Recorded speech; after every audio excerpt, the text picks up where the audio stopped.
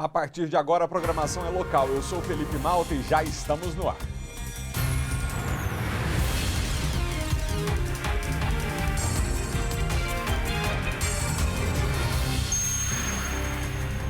Bandidos invadem cooperativa de materiais recicláveis no Guará.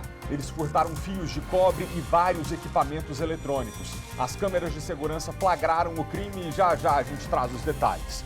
E mais, apartamento pega fogo e assusta moradores do Guará 2. Gente, o que tem de apartamento pegando fogo esses dias aqui no Distrito Federal? Tá impressionante, né? Maicon Leão.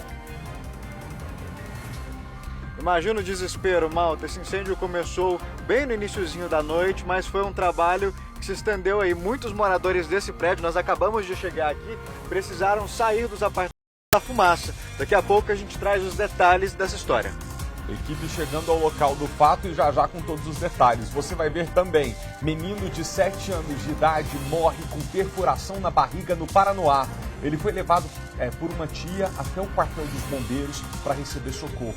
A mulher disse que ele tinha se engasgado, mas os militares perceberam a perfuração no abdômen dele. O que aconteceu com essa criança? A gente já vai descobrir. Adolescente de 15 anos morre afogado em cachoeira na região de Ceilândia. Kátia Gomes. Olha, na verdade, esse caso aconteceu em Taguatinga. O menino tinha pedido para a mãe na sexta-feira para ir no córrego e ela não deixou. Quando foi ontem, ele foi escondido e acabou morrendo afogado. Não acredito em um negócio desse, não. E foi preso o advogado que agrediu uma mulher no meio do estacionamento no Sudoeste. A discussão começou, vocês lembram, né? Depois que o cachorro dele atacou a cadela dessa vítima durante um passeio. Esse mesmo homem já tinha se envolvido nessa situação outras vezes, com outras mulheres na região. Também chegou a ameaçar o presidente do Tribunal de Ética da OAB, depois que teve o registro de advogado suspenso. Agora foi preso. Vamos ver o que vai acontecer, né? 11h41, sejam bem-vindos, já estamos no ar.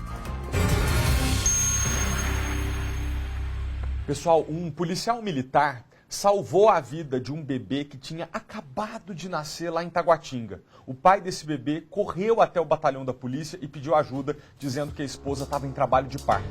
Quando os policiais chegaram, a criança já tinha nascido, mas ela estava sem respirar. E foi então que o policial entrou em ação e conseguiu liberar as vias aéreas do bebê. Kátia Gomes, boa tarde para você. Graças a Deus, esse policial chegou a tempo, hein, amiga? Pois é, Malta, graças a Deus, né? A mulher entrou ali em trabalho de parto dentro de casa.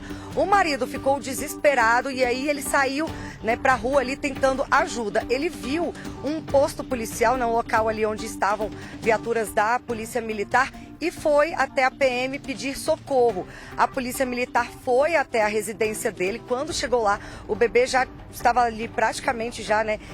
Já tinha nascido, na verdade, né? A Polícia Militar conseguiu retirar o bebê da mãe e ele já nasceu assim, sem respirar.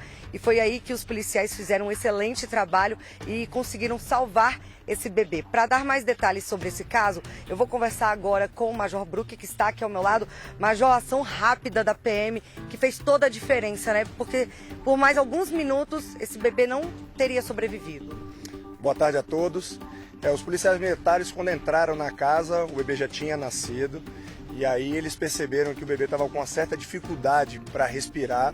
E aí eles mantiveram ali o bebê lateralizado para que o líquido, caso ele tivesse aspirado algum tipo de líquido, não sabia exatamente com que ele estava engasgado, pudesse ser expelido de forma mais fácil, limparam o rosto do bebê. E nesse trajeto ali do acionamento deles até a casa, eles já acionaram também o corpo de bombeiros para que a mãe, a parturiente, mais o bebê pudesse ser conduzido de forma adequada numa ambulância para poder ser direcionada ao hospital ali, que foi o HRC, que foi o local onde ela foi destinada, ela foi conduzida.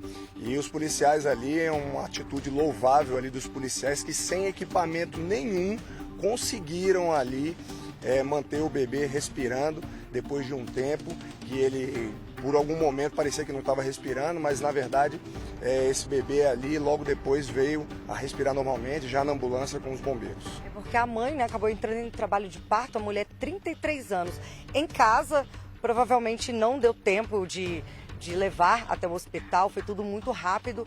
E aí a Polícia Militar consegue, né? Não é a primeira vez que vocês fazem esse tipo de trabalho. A Polícia Militar já nos cursos de formação e também em outras reciclagens, né, uma certa renovação e revisão de conhecimentos, a Polícia Militar sempre está passando aos policiais militares algumas manobras. Nesse caso em específico não era propriamente dito um parto, mas dentro dos conhecimentos que os policiais tinham e sem nenhum tipo de equipamento, foi um ato realmente louvável aí. Os policiais merecem elogios, porque o que eles fizeram ali com certeza pode ter feito a diferença na vida dessa criança. Aí depois os bombeiros foram acionados, eles foram até o local, fizeram ali também os primeiros socorros. Os bombeiros já têm os equipamentos mais adequados para poder fazer os primeiros socorros e a remoção e encaminhamento do bebê quanto da parturiente, que foi o caso que aconteceu, até o Hospital Regional de Ceilândia. E aí a informação que vocês têm, então, é que o bebê passa bem, eles foram levados ao Hospital de Ceilândia? Isso, então a informação que a Polícia Militar tem, já é informação preliminar, que o bebê e a mãe desse bebê, eles estão bem, tá? Ocorreu tudo bem, dentro ali do possível, considerando um parto dentro de uma residência, ali sem nenhum equipamento e nenhum acompanhamento profissional adequado, tudo ocorreu da melhor forma possível. A Polícia Militar até registrou esse momento, né? Quando essa imagem mostra até a mãe, ela estava em pé, tentando ali conseguir retirar o filho. Então, assim, dá para ver que realmente era uma situação bem delicada. Uma situação delicada e emergencial. Então, os policiais militares, diante dessa situação, não poderiam se omitir em tentar fazer alguma coisa, como foi o caso que foi feito. Eles pegaram o bebê, lateralizaram ele, limparam o rosto do bebê para que ele pudesse, qualquer obstrução, sair ali do corpo do bebê, para que ele pudesse respirar normalmente e ter a sua vida normal, aí seguir a sua vida normal. E esse é um caso diferente de quando a bebezinha engasga, né? Ela nasceu ali com dificuldade de respiração. No caso ali existe, segundo eu consultei com alguns especialistas, o que se fala de poderia ser ali o caso de uma asfixia perinatal, que acontece com uma certa frequência, mas o adequado, o ideal, seria que tivesse uma sala de parto com um médico, um especialista, que ali ele tem todos os equipamentos. Até um médico especialista ele talvez tivesse uma certa dificuldade sem o equipamento adequado. Então os policiais, mais uma vez, aí fica o elogio aos policiais militares, que dentro aí do que puderam fazer, do que tinham, né, disponíveis em suas mãos, eles fizeram para poder salvar a vida desse bebê. Tá certo, Major. Muito obrigado pelas informações.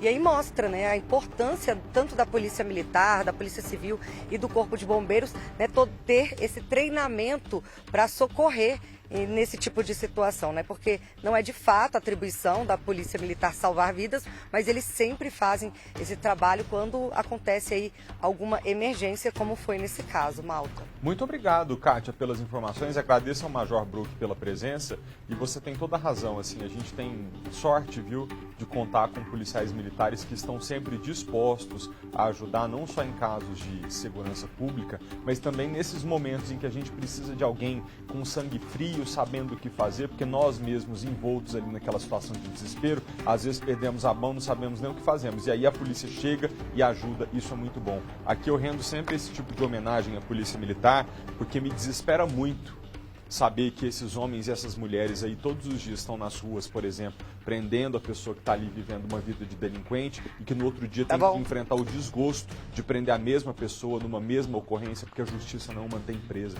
Imagina você todo dia fazer um negócio, um serviço, que chega alguém e desarruma e você tem que refazer. Chega alguém, atrapalha e bagunça de novo. Já pensou? É isso que a polícia tem vivido, infelizmente. Nós também.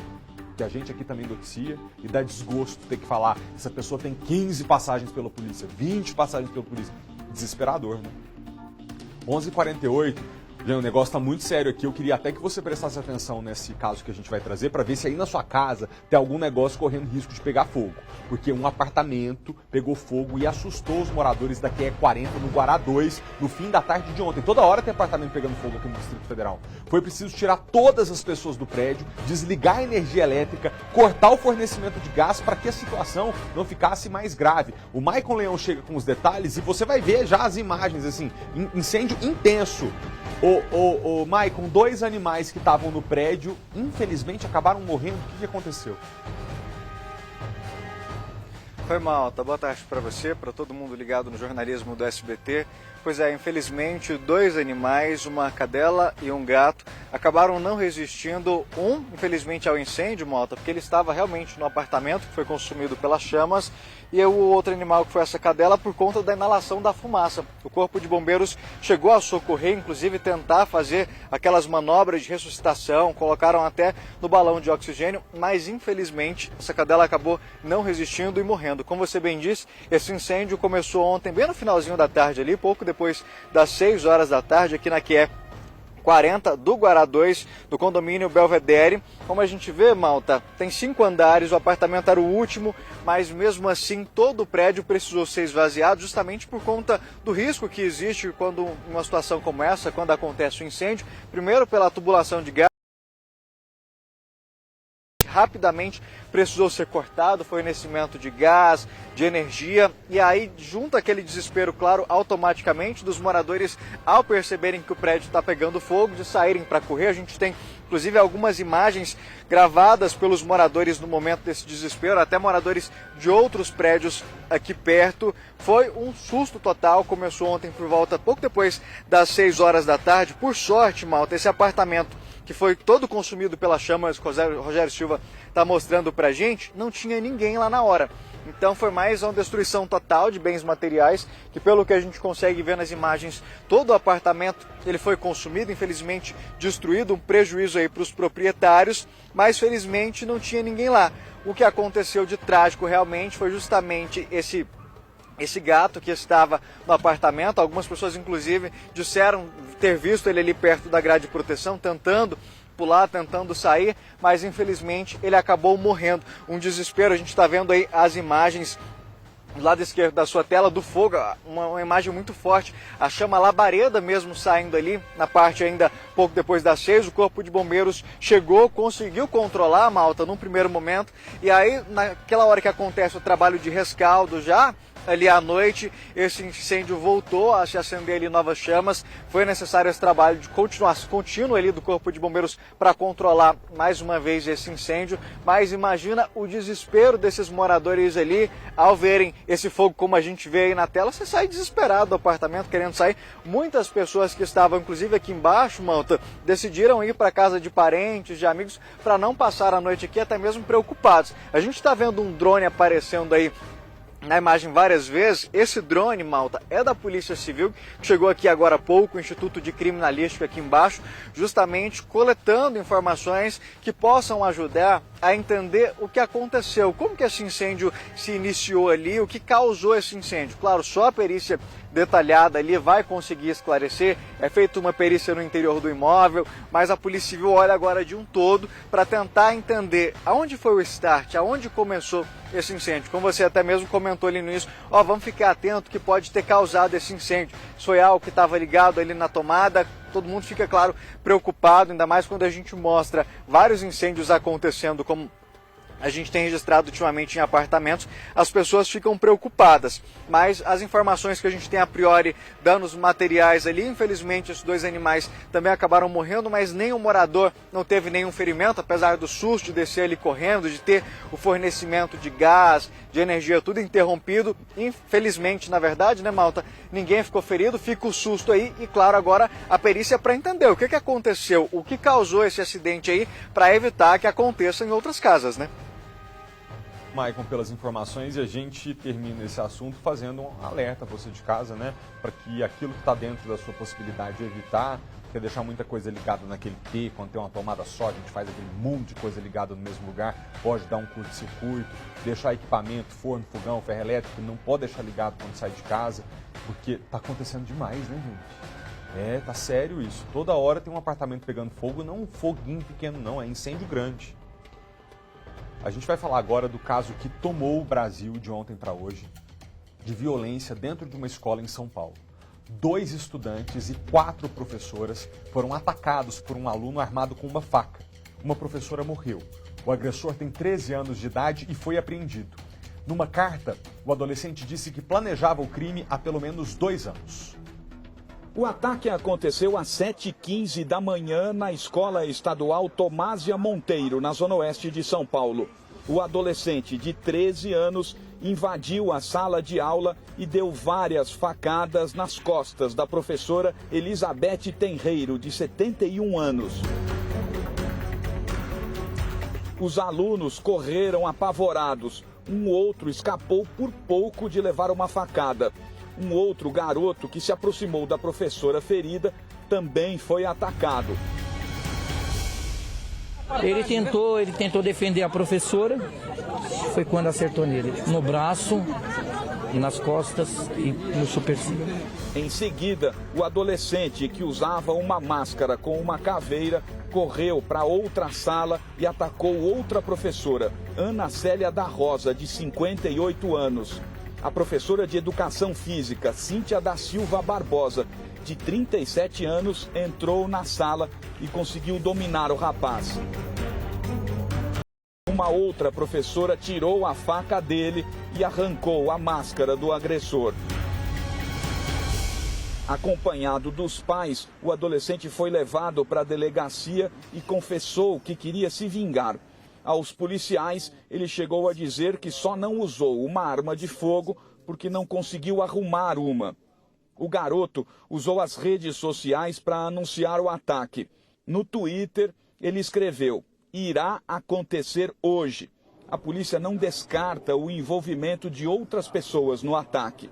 Ajudado ou participado, eu não vou descartar essa possibilidade, mas que outros colegas dele ali dessa rede social tinham ciência, até pelo número de curtidas de cada comentário dele ali, a gente vai investigar. Todo mundo que clicou e curtiu ali algum comentário ou fez um comentário em cima de uma postagem dele, vai ser objeto de apuração por parte da Polícia Civil. Na casa do adolescente, investigadores encontraram uma arma de brinquedo e uma carta em que o garoto pede desculpas aparentes. No texto, ele diz que planejava o crime desde os 11 anos. Eu acho que porque aqui nessa escola tem muita gente que zoa a aparência e tal, os comportamentos. E aí eu acho que isso virou uma revolta dentro dele. Na delegacia, os pais do adolescente não quiseram falar com a imprensa, mas confirmaram aos policiais que o filho já vinha tendo um comportamento violento. Eu conversei também com a mãe do menor e a mãe do menor relatou que uma semana atrás o menor já vinha apresentando algum distúrbio, né? Tanto é que o irmão dele estava na mesa sentado tomando café e ele desceu e acabou dando um soco no irmão, violento, um soco violento no irmão. E aí a mãe dele falou: mas por que você fez isso? Porque eu estou estressado, né? Então eu quero desestressar, e acabou tomando essa atitude. Pais de alunos e colegas de sala do adolescente disseram que aconteceu uma briga uma semana antes. Tá todo mundo dentro da sala e aí... Briga do começo. Foi do começo, tá? Foi assim, ele e o menino começaram a brigar, chamou o menino de preto lá, de macaco, e aí... O menino não gostou, foi partir para cima dele. Ele também não gostou. Aí a Beth, que a professora separou, falou que já ia fazer isso, mas ninguém acreditava. A Polícia Civil também foi avisada do risco do ataque, só que pela direção de uma escola de Taboão da Serra, na Grande São Paulo, onde o adolescente estudava anteriormente. Ele postava vídeos ameaçadores em redes sociais e mandava mensagens com fotos de armas para colegas de classe. O boletim de ocorrência foi registrado em 28 de fevereiro, menos de um mês antes do ataque desta segunda-feira.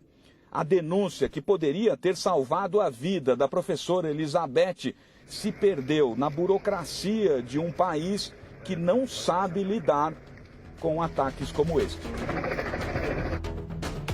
O autor dessa tragédia já era um adolescente agressivo, segundo testemunhas. Ele havia brigado com outro estudante na semana passada e foi chamado pela direção da escola para dar explicações. A máscara nas fotos mostra como ele se apresentaria para o ataque. O agressor cursava o 8º ano do ensino fundamental nesta escola estadual desde o último dia 10, quando foi transferido após ter problemas de comportamento em outra instituição. Um adolescente que sofria e praticava bullying em sala de aula. Esse é o perfil do jovem traçado por algumas testemunhas, colegas de classe, professores e outros funcionários aqui da Escola Estadual Tomásia Montoro. Segundo os depoimentos, um dos principais motivos do atentado desta segunda-feira foi uma discussão que o rapaz teve com outros alunos na semana passada. O jovem de 13 anos teria feito xingamentos racistas a um colega negro. Intimado a contar a sua versão do ocorrido para a direção da escola, algo que aconteceria na manhã desta segunda-feira, ele preferiu agir de outra maneira, com um ataque à faca. Quando soube do que havia acontecido, a mãe de uma das professoras, de nome Patrícia, chegou muito abalada, temendo que a filha estivesse entre as vítimas. Eu não consegui falar nada, só abracei minha filha, agradeci a Deus por estar tudo bem, mas eu não consegui saber de nada, eu não quis saber. Ela não foi ferida, graças a Deus ela não foi ferida. A professora Elizabeth Tenreiro, de 71 anos, se apresentava nas redes sociais como uma avó coruja. Socorrida em estado grave, após ser esfaqueada, morreu no hospital vítima de parada cardíaca. Ex-técnica do Instituto Adolfo Lutz, a professora de ciências atuava na unidade desde o... e, segundo a família, tinha a educação como missão de vida. As informações que a diretora fala é que ela era uma mulher maravilhosa, que ela tinha chegado na escola há pouco tempo, mas encantado os alunos, e ela já podia se aposentar, mas ela não queria por amar a profissão. Esse foi o 23º caso de ataques a escolas registrado no Brasil nos últimos 21 anos, segundo dados da Universidade Estadual de Campinas. Especialistas em educação apontam para a necessidade da rede de ensino aprimorar a capacidade de mediar os conflitos entre alunos e também de identificar cedo comportamentos fora dos padrões. Aconteceu de novo. Ao ver essas imagens, Dona Sandra reviveu um passado doloroso. Eu me senti na cena do que eu vivi. Há 4 anos atrás eu voltei hoje. Ela é mãe de José Vitor, uma das vítimas do massacre de Suzano em março de 2019 na Grande São Paulo. O menino foi atingido com uma machadada no ombro no momento em que tentava fugir de um ataque à escola. A sensação como abriu um buraco e você entrou dentro. Você não pensa em mais nada. A sensação é essa, que o mundo acabou ali para você. Porque você manda seu filho para um lugar seguro, achando que ele está seguro, porém não estava. Crimes como esse têm acontecido com mais frequência aqui no Brasil. Em 2011, um ex-aluno invadiu uma escola em Realengo, no Rio de Janeiro. Matou 11 estudantes e acabou morto pela polícia. Em setembro de 2022, um adolescente de 14 anos atirou contra estudantes e matou a facadas uma aluna na cidade de Barreiras, na Bahia. A vítima tinha 19 anos e era cadeirante. 2 meses depois, 3 pessoas morreram e 11 ficaram feridas em 2 ataques a 2 escolas de Aracruz, no Espírito Santo. Ao todo, o Brasil registrou 23 ataques do tipo nos últimos 21 anos, uma média de 1 a cada 12 meses. Ao todo, morreram 24 alunos, 5 professoras e 2 profissionais de educação.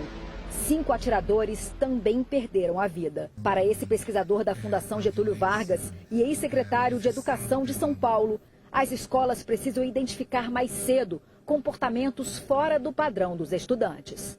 Isso manifesta, de um lado, que a sociedade se brutalizou e, de outro, que esta violência chega à escola e a escola não está conseguindo, de alguma forma, mediar conflitos que levam a casos como esse que aconteceu hoje. Mas o que vem motivando adolescentes a cometer esse tipo de crime? Para psicólogos e psiquiatras, o bullying é um fator determinante. Tanto quem sofre a violência como quem pratica pode ter um problema de saúde mental. Mas não é só isso. Certamente o ambiente de mídia social, internet e grupos que ficam reverberando algumas informações, né? Eles reforçam um comportamento desviante. Isso é amplificado e ganha sentido em determinadas comunidades. É por isso que dentro da casa da gente nós não podemos abrir mão das conversas difíceis, porém necessárias, que a gente tem que ter com os nossos filhos.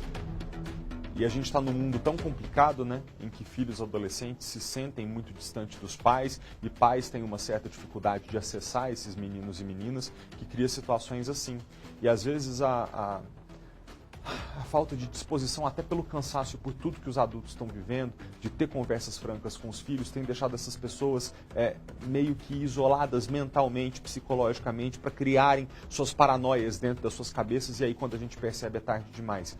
Que os pais e mães também, eu sei que já é tanto cobrado deles, mas vem mais essa, mas não tem outro caminho. Que a gente saiba conversar com os nossos filhos adolescentes para que a gente não passe nenhum desses dois desgostos terríveis. Um deles é de perder um filho ou uma amiga, como é a professora, pela mão de um ataque brutal de outro adolescente. Outro desgosto que eu acho que é igualmente terrível, que é a de um pai e de uma mãe ter que conviver com o fato de que o seu próprio filho foi capaz de pegar uma faca e matar alguém.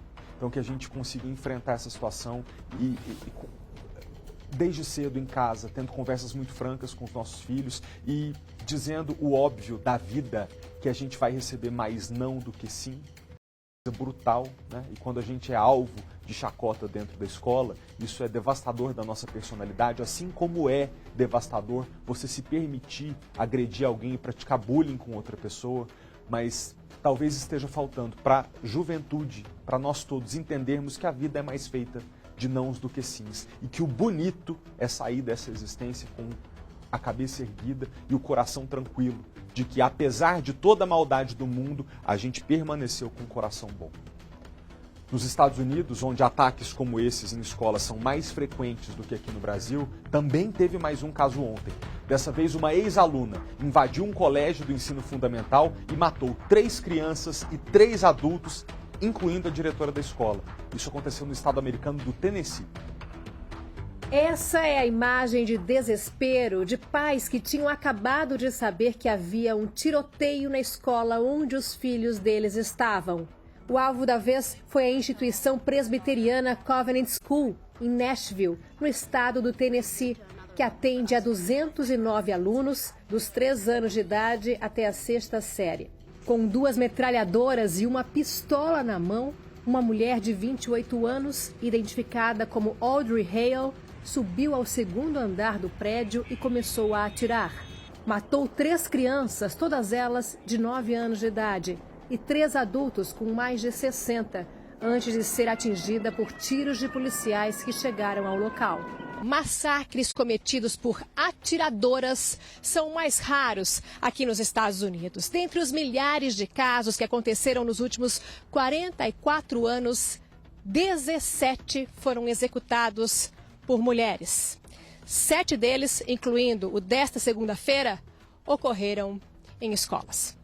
Até agora, em 2023, houve mais de um tiroteio em massa por dia, que é quando pelo menos 4 pessoas são baleadas, algo comum num país que tem mais armas do que gente. Este, na escola em Nashville, foi o de número 129 neste ano. O presidente Joe Biden disse que este é o pior pesadelo das famílias, que esta violência é doentia e que está rasgando a alma da nação. Biden já assinou decretos e ordens executivas para conter a violência armada nos Estados Unidos. Mas uma resposta efetiva para esta mudança esbarra no Congresso dividido. A porta-voz da Casa Branca questionou: quantas crianças vão ter que morrer antes do Congresso agir? É a pergunta mais repetida por aqui.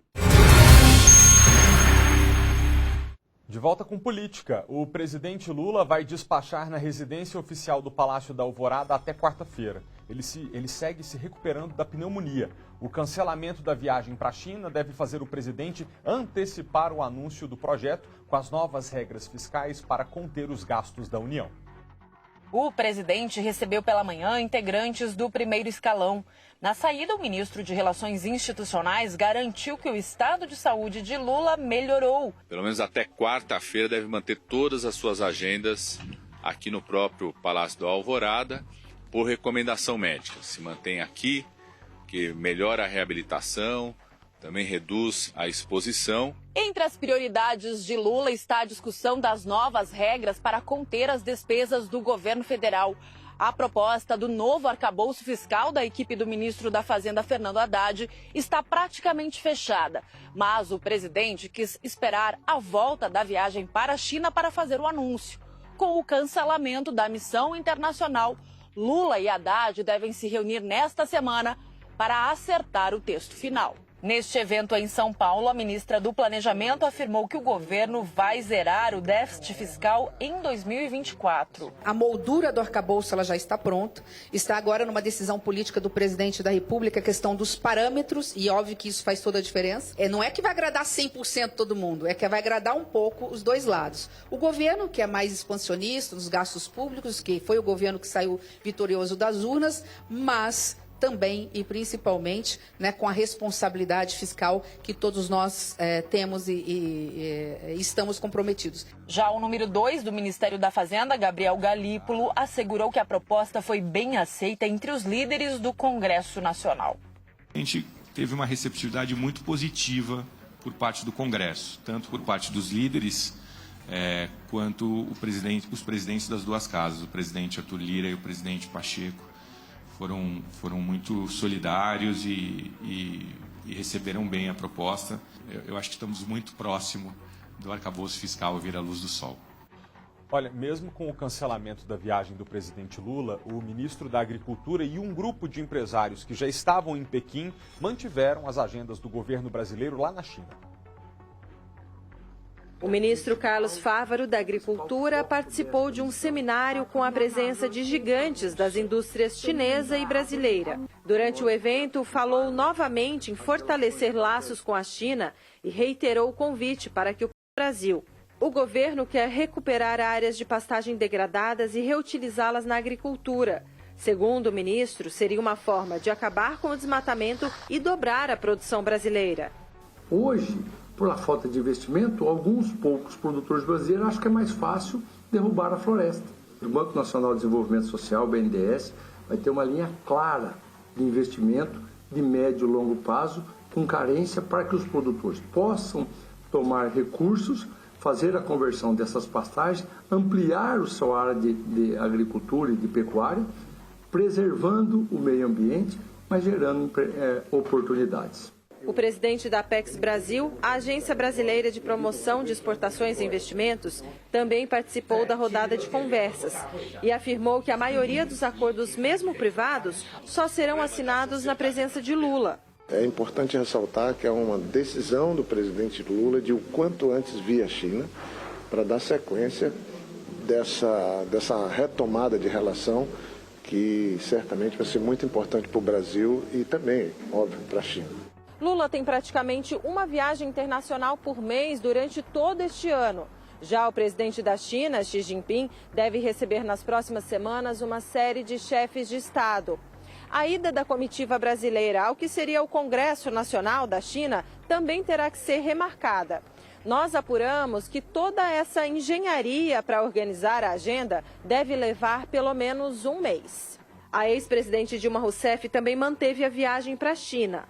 Em Xangai, ela será recebida pelo ministro das Relações Exteriores do Brasil, Mauro Vieira, e tomará posse como presidente do Banco dos BRICS. Uma cerimônia estava programada, mas o evento foi adiado e só vai acontecer quando o presidente Lula estiver em solo chinês. Bom, a gente vai acionar agora ao vivo o repórter André Anelli, que tem as informações para a gente sobre o estado de saúde do presidente Lula, que foi diagnosticado, então, como vimos, com pneumonia leve no fim da semana passada e aí teve que adiar vários compromissos. André, boa tarde para você. O que você pode dizer para o nosso público, amigo? Oi, Malta. Muito boa tarde para você. Boa tarde a todos que acompanham o SBT Brasília, primeira edição. De acordo com a assessoria da presidência, Lula passa bem e continua despachando aqui do Palácio da Alvorada, onde nós estamos. A expectativa é que ele permaneça na residência oficial pelo menos hoje e amanhã. A movimentação por aqui, nesta terça-feira, é intensa. Quem chegou agora há pouco foi o ministro da Fazenda, Fernando Haddad. Existe a expectativa em torno da divulgação da nova regra fiscal, que substitui o teto de gastos para o controle das despesas do governo.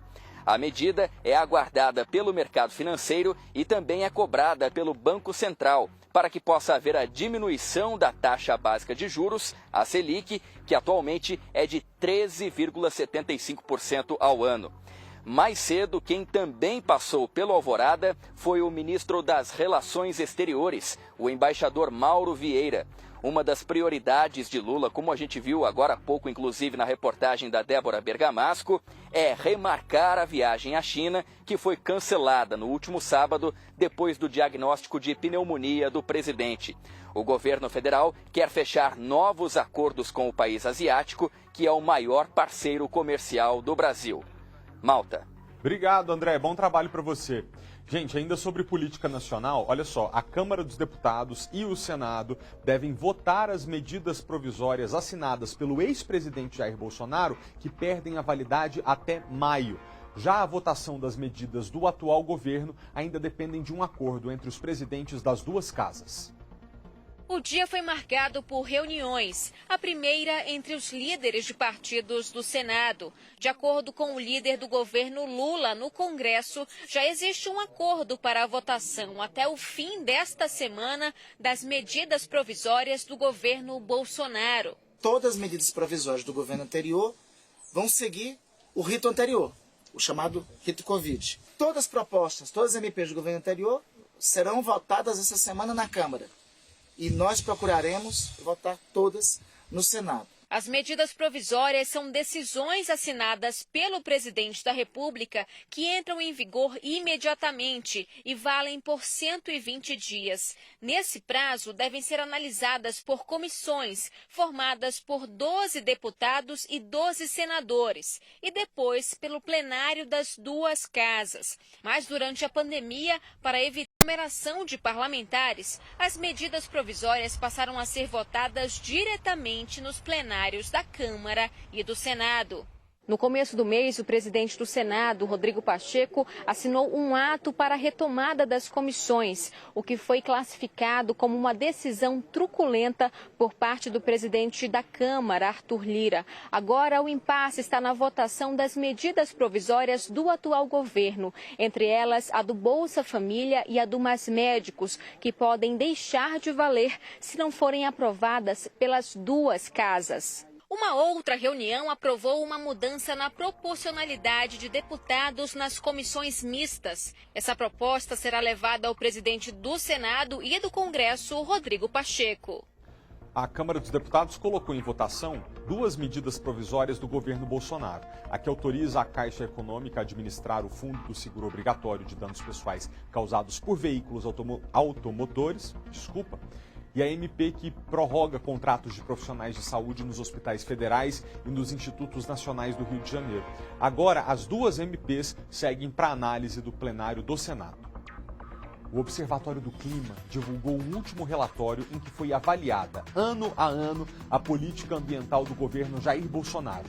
Entre as conclusões estão o aumento de invasões a terras indígenas e do desmatamento, além da redução de multas por crimes contra o meio ambiente.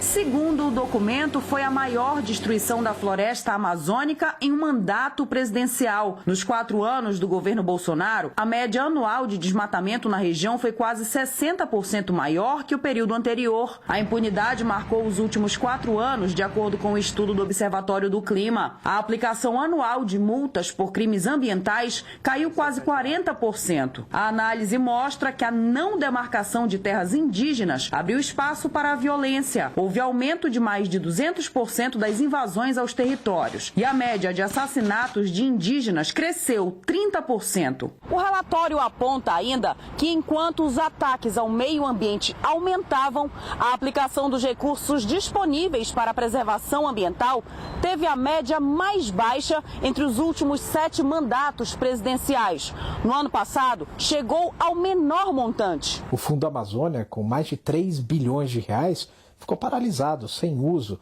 A gente tinha um programa de conversão de multas ambientais, mais 1 bilhão de reais que iria beneficiar projetos no Nordeste e no Brasil, também não foram utilizados. Procuramos os ex-ministros do Meio Ambiente do governo Bolsonaro, Ricardo Salles e Álvaro Leite, mas não tivemos retorno. Falando aqui agora do Distrito Federal, você sabia que quando apreende bens de luxo em situação fiscal irregular, a Secretaria de Fazenda manda tudo para um depósito, sabia dessa? Se o dono não resolve o problema, esse produto é colocado para doação. E, gente, nós não estamos falando de qualquer coisa não, tá? Tem bolsa da Louis Vuitton, da Chanel, por exemplo. A Kátia Gomes foi até esse depósito para mostrar o que vai ser doado, é o que a gente vai ver daqui a pouquinho. Agora imagina, quando tem uma apreensão dessa, bom, o dono tem ali um item de luxo em casa, pode ser um relógio muito caro, uma bolsa, um artigo de luxo. E aí você não sabe explicar se foi capaz de pagar ou não. Vai para esse depósito, se ele não explica, é doação. Kátia Gomes, tem coisa boa por aí? Oi, Malta, nós estamos aqui no depósito da Secretaria de Fazenda do DF para mostrar para vocês os itens que serão doados. É isso mesmo, alguns produtos que foram apreendidos e os proprietários não vieram buscar, agora eles serão doados. E aqui tem de tudo um pouco, viu? Olha aqui, tem diversas garrafas de vinhos. Aqui a gente encontra, olha, tem lente de contato, perfume, tênis, né, diversos sapatos. A gente consegue encontrar aqui também, olha, panela, tem também faqueiro, relógio, capinha de celular, ou seja, tem diversos itens e todos esses itens agora estão disponíveis para doação. E para explicar como é que é feita essa doação, né, e quem tem direito, eu vou conversar aqui agora com a Luciana Carreiro, ela é coordenadora de fiscalização tributária do DF. A gente vê que tem diversos itens, né? Itens variados aí, calçados, bebidas. Em que situação esses itens foram apreendidos? Oi, bom dia. Na verdade é o seguinte, esses são mercadorias que foram objeto de autuação e a partir do momento dessas autuações, o contribuinte que não ele tem o prazo de 30 dias para recorrer ou então para impugnar. No caso, o contribuinte, quando ele é autuado, ele pode tomar ciência desse auto de infração e, a partir dessa ciência, ele pode retirar essas mercadorias. Só que alguns contribuintes não fazem isso. E aí, depois do todo o trânsito em julgado desse auto de infração, desse processo do auto de infração, esses objetos ficam aqui à disposição para doação. E como é que é feita essa doação, né? Quem tem direito a receber? A gente faz um ato declaratório que é publicado no Diário Oficial e a partir dessa publicação as entidades do Distrito Federal elas podem manifestar o interesse através de um ofício que é encaminhado aqui para o NUDEP, que é o nosso núcleo aqui de depósito. Tem o prazo de 20 dias, né, a partir dessa publicação. E essas entidades que tiverem esse interesse, elas são elencadas aqui num rol de uma lista, né? Eles encaminham, então, para nós um ofício, que é encaminhado aqui para o núcleo de depósito. E essa lista é que, na verdade, quem se manifesta primeiro são os primeiros a receber. E aí tem uma curiosidade também, né? Por exemplo, você estava me explicando que às vezes a apreensão acontece ali com vários itens diferentes. Então, se em um lote de apreensão tiver um faqueiro e relógio, por exemplo, quem receber essa doação, ela precisa levar tudo do lote, é isso? Sim, os lotes são os autos de infração. Cada auto de infração é um lote. As pessoas podem manifestar interesse por mais de um lote. Mas quando ela se manifesta para aquele lote, ela leva o lote completo. Não pode fazer opção por mercadoria, não. Queria até pedir para a gente dar uma voltinha, porque além desses itens, né, tem vários outros itens que também estão disponíveis para doação, não só, né, o depósito é gigantesco. E eu queria que você fosse me explicando o que essas entidades que recebem esse tipo de doação, o que elas fazem, né, com esses objetos? As entidades que recebem essas mercadorias, eles têm que assinar um termo de comprometimento de integralização desse patrimônio ao patrimônio da entidade. E obrigatoriamente ele tem que assinar esse documento e também o termo de recebimento dessas mercadorias. E essa mercadoria então é incorporada ao patrimônio da entidade e eles podem fazer bazares ou então podem usufruir, se a mercadoria for de interesse para a própria instituição, ele pode usufruir da mercadoria em si ou então fazer esses bazares. E tem outro corredor, até pedi para o Magnus Terra, nosso cinegrafista, acompanhar a gente. Vamos mostrar que tem mais um corredor, né, além desse daqui. Então, são diversas mercadorias mesmo. E aí, você estava falando, né, que essas entidades, elas podem fazer bazares. Olha, aqui a gente vê, inclusive, pneus, né, tem pneus. Ali no final tem diversas garrafas de bebidas. Então, realmente são itens variados. Então, eles recebem essas doações, podem fazer bazares e aí, com isso, eles arrecadam dinheiro para eles, né? Escola, com certeza, é uma grande beneficiada com essa doação. Isso mesmo. A gente tem exemplos de escolas que receberam essas doações e fizeram melhorias em refeitório, parquinhos, salas de multimídia, festinhas mesmo para criança, né? Festinha das crianças. Então, é muito benéfico para essas instituições. Eles conseguem, através dessas doações, fazerem melhorias aí nas suas instituições. Isso é muito bom. Esses itens que estão sendo doados, eles já estão aqui há muito tempo? Tem mais ou menos ideia qual o prazo que eles estão aqui no depósito, aguardando os proprietários que não vieram buscar? Sim, tem autos de infração de 2018, por exemplo, né? 2017. Então, dependendo do auto de infração, sim, já tem um tempo bastante razoável. Agora, tem também ali um outro depósito com itens novos, né? Então, acho que é até importante falar que esses itens estão ainda aguardando os proprietários, né? Eles ficam ali um certo tempo, né? Como é que é esse trâmite até chegar aqui? Sim, aquelas mercadorias que estão ali são mercadorias de autos que estão sendo lavrados agora. Então, o contribuinte ainda tem o prazo de recurso ou de pagamento. E o contribuinte, a partir do momento que ele é autuado, ele tem o prazo de 30 dias, né, para efetuar esse pagamento com desconto da multa em 75%, ou então para impugnar. E nesse trâmite, o contribuinte, ele pode, a partir do momento que ele recebe a autuação, ele pode assinar o auto de infração e ele tomando ciência desse auto de infração, essa mercadoria fica à disposição, ele pode ser retirado. Não, perfeito. Agora vamos reforçar, né? Quem tiver interesse, né? Quem estiver assistindo aí, alguma entidade, alguém que trabalha, né, em alguma escola ou creche, por exemplo, gostou, se interessou, como que faz, né? Fica atento ali ao Diário Oficial, como é que é o trâmite? Isso mesmo. Na verdade, a orientação que a gente passa é que essas entidades, elas fiquem atentas ao Diário Oficial, porque o ano passado, por exemplo, nós tivemos 4 atos declaratórios, com valores em torno de 10 milhões de valores desses autos de infração, valores originais.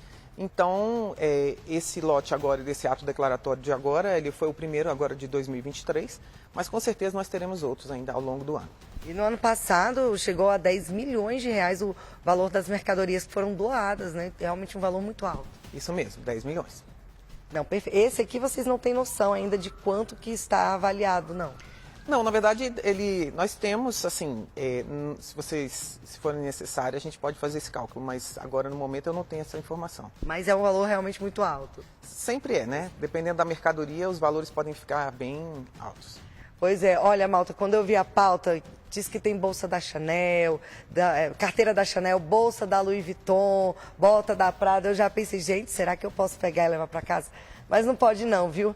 Realmente essa doação é para um bem maior, para entidades que vão receber essas mercadorias e conseguir arrecadar uma renda, né, com todas essas doações. Então, realmente é uma ação muito bacana da Secretaria de Fazenda aqui do DF que ajuda, né? Como ela falou, explicou, eles pegam esses itens, fazem ali talvez bazares e com dinheiro conseguem reformar a escola, construir refeitórios. Então é isso. Eu volto com você, Malta. Obrigado, Kátia. Eu queria sair de lá toda empiricatada, né? Com a bolsa chique, relógio chique. Deixa eu falar aqui agora da nossa vida real, que não tem nada de chique, às vezes. Que quem mora em Ceilândia tem sofrido com os problemas no transporte público, isso não é novidade. Mas a gente mostra que uma vez mais e outra, e quantas foram necessárias, que os ônibus estão em situação precária, estão quebrando o tempo todo. Está difícil para quem precisa todo dia de um serviço que está cada vez mais caro, inclusive. Conseguir pegar um ônibus já não é uma tarefa fácil. A demora e a qualidade dos veículos não agradam quem depende do transporte público. E como se não fosse o suficiente, ainda tem a questão dos veículos que quebram constantemente. É bem chato porque a gente procura chegar no horário, acaba se atrasando por um fator externo, principalmente o do AP3. Ou o Semi-Express, que é do AP3 também, sempre quebra. Renato Araújo mora na Ceilândia. Ele conta que o ônibus que faz a linha 554, sentido Pessul, plano piloto, sempre fica no prego. Todos os dias, por volta das 7h30 da manhã, compareço ao terminal rodoviário do setor Pessul a fim de embarcar na linha 554. Mas, constantemente, essa linha apresenta problemas, ou na quebra da suspensão do ônibus, ou pneu furado, ou até mesmo no validador do Vale Transporte. Em nota, a Secretaria de Mobilidade afirma que vai apurar as reclamações dos passageiros e que, se for comprovada qualquer irregularidade ou má prestação de serviço, vai atuar a empresa. Para fazer denúncias, o usuário do transporte público do DF pode ligar para o número 162 ou registrar a reclamação no site da CEMOB. Quem precisa utilizar o transporte público ali na região da L4 Norte está reclamando da localização das paradas de ônibus. Por todo canto, as paradas de ônibus são a referência para quem precisa do transporte público no ir e vir do dia a dia. Mas na L4 Norte, a construção de novas paradas trouxe problemas para quem trabalha e frequenta o setor de clubes. A maioria da galera que trabalha aqui não vai, não tem que fazer a rota de pegar daqui para a rodoviária e da rodoviária para onde vai. Então acaba que o que você demorar, 2 horas para chegar em casa, você vai demorar 3 horas por causa do transtorno de ficar esperando 30 minutos. Segundo os passageiros, as novas paradas de ônibus foram instaladas há pouco mais de um mês. Se estiver chovendo, o GDF não quer saber se está chovendo. Entendeu? Se tem criança, se tem mulher, o GDF não quer saber. Ele quer simplesmente que você ande isso tudo para pegar um ônibus. Não tem uma calçada, o fluxo de carro é muito grande e a gente tem que, me coloco em risco para vir para a parada. Esta parada de ônibus é a que mais está em passageiros. Segundo eles, a instalação foi mal planejada, já que a construção não fica próxima a nenhum dos clubes. E para chegar até aqui é preciso andar no meio do mato e de um caminho de terra. Agora ainda está de dia, mas à noite fica ainda mais perigoso. Normalmente não tem muita iluminação e muita gente passando. Por ser não tem muita movimentação, assalto, essas coisas, e já teve muitos casos de assédio, estupro aqui na UNB, a gente fica com medo, né, por ser mulher.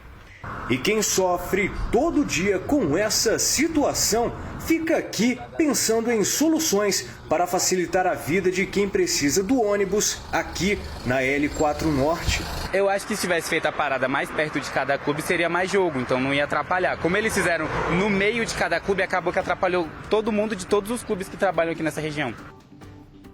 Em nota, a Secretaria de Mobilidade informou que está fazendo o mapeamento da L4 Norte para definir a implantação de novas paradas de ônibus. Só não disse em que pé está esse mapeamento e para quando devem ser construídas as novas paradas. O motorista que atropelou e matou o militar Marcos Lucena de Oliveira, de 44 anos, no último domingo, se entregou à polícia na tarde de ontem. A vítima estava pedalando com a esposa quando foi atingida. O acidente foi na BR-060 e o condutor fugiu sem prestar socorro. O ciclista já estava morto quando os bombeiros chegaram ao local. O motorista disse no depoimento que estava voltando de Goiás e não conseguiu parar quando o ciclista entrou de uma vez na frente dele. Agora a polícia aguarda a perícia para continuar com as investigações e entender a dinâmica do acidente. O motorista se apresentou espontaneamente e foi liberado porque não foi pego em flagrante. Aquele advogado que, vocês lembram, estapeou uma mulher no meio de um estacionamento ali no Sudoeste, foi preso na tarde de ontem. Para você se lembrar, tenho certeza que você lembra quando tudo começou, esse aí é o momento em que ela está filmando a placa do carro dele, porque o denunciaria para o conselho da OAB. Aí ele vem, gente, para bater nela mesmo, olha por outro ângulo, ele vai com a mão na cara da Gisele. O que aconteceu? Semana passada nós acompanhamos bastante esse caso aqui no nosso jornal, porque as imagens da agressão, como vimos, são impressionantes, né? De uma covardia inenarrável. Depois a gente descobriu que esse advogado já tinha se envolvido com outras confusões. Uma outra vítima veio aqui para dizer, apanhei dele também. E agora ele foi preso. Quer saber? Porque ele não parou por aí não. Kátia Gomes, qual foi o motivo da prisão? Oi, Malta, exatamente, ele não parou por aí, né, não bastou ali a agressão contra a advogada no Sudoeste, como você acabou de contar, ele, por conta dessa confusão, ele acabou perdendo a OAB, né, ele acabou tendo essa OAB suspensa. E aí, o que ele fez? Ele começou a ameaçar o presidente da Comissão de Ética da OAB e também ameaçar toda a família dele de morte. Por conta dessas ameaças, a polícia decidiu cumprir aí um mandado de busca e apreensão contra o advogado, né? O nome dele é Cledmilson Laier, de 60 anos, e também efetuou a prisão do advogado, justamente porque ele estava atrapalhando o andamento do processo, né? Nós temos, inclusive, uma fala da vice-presidente da OAB sobre esse assunto. Vamos ouvir agora. As condutas são inadmissíveis. É inadmissível a agressão, é inadmissível a agressão a uma mulher, é inadmissível os ataques que foram proferidos por meio das ameaças ao presidente do Tribunal de Ética e Disciplina aqui da OAB do Distrito Federal.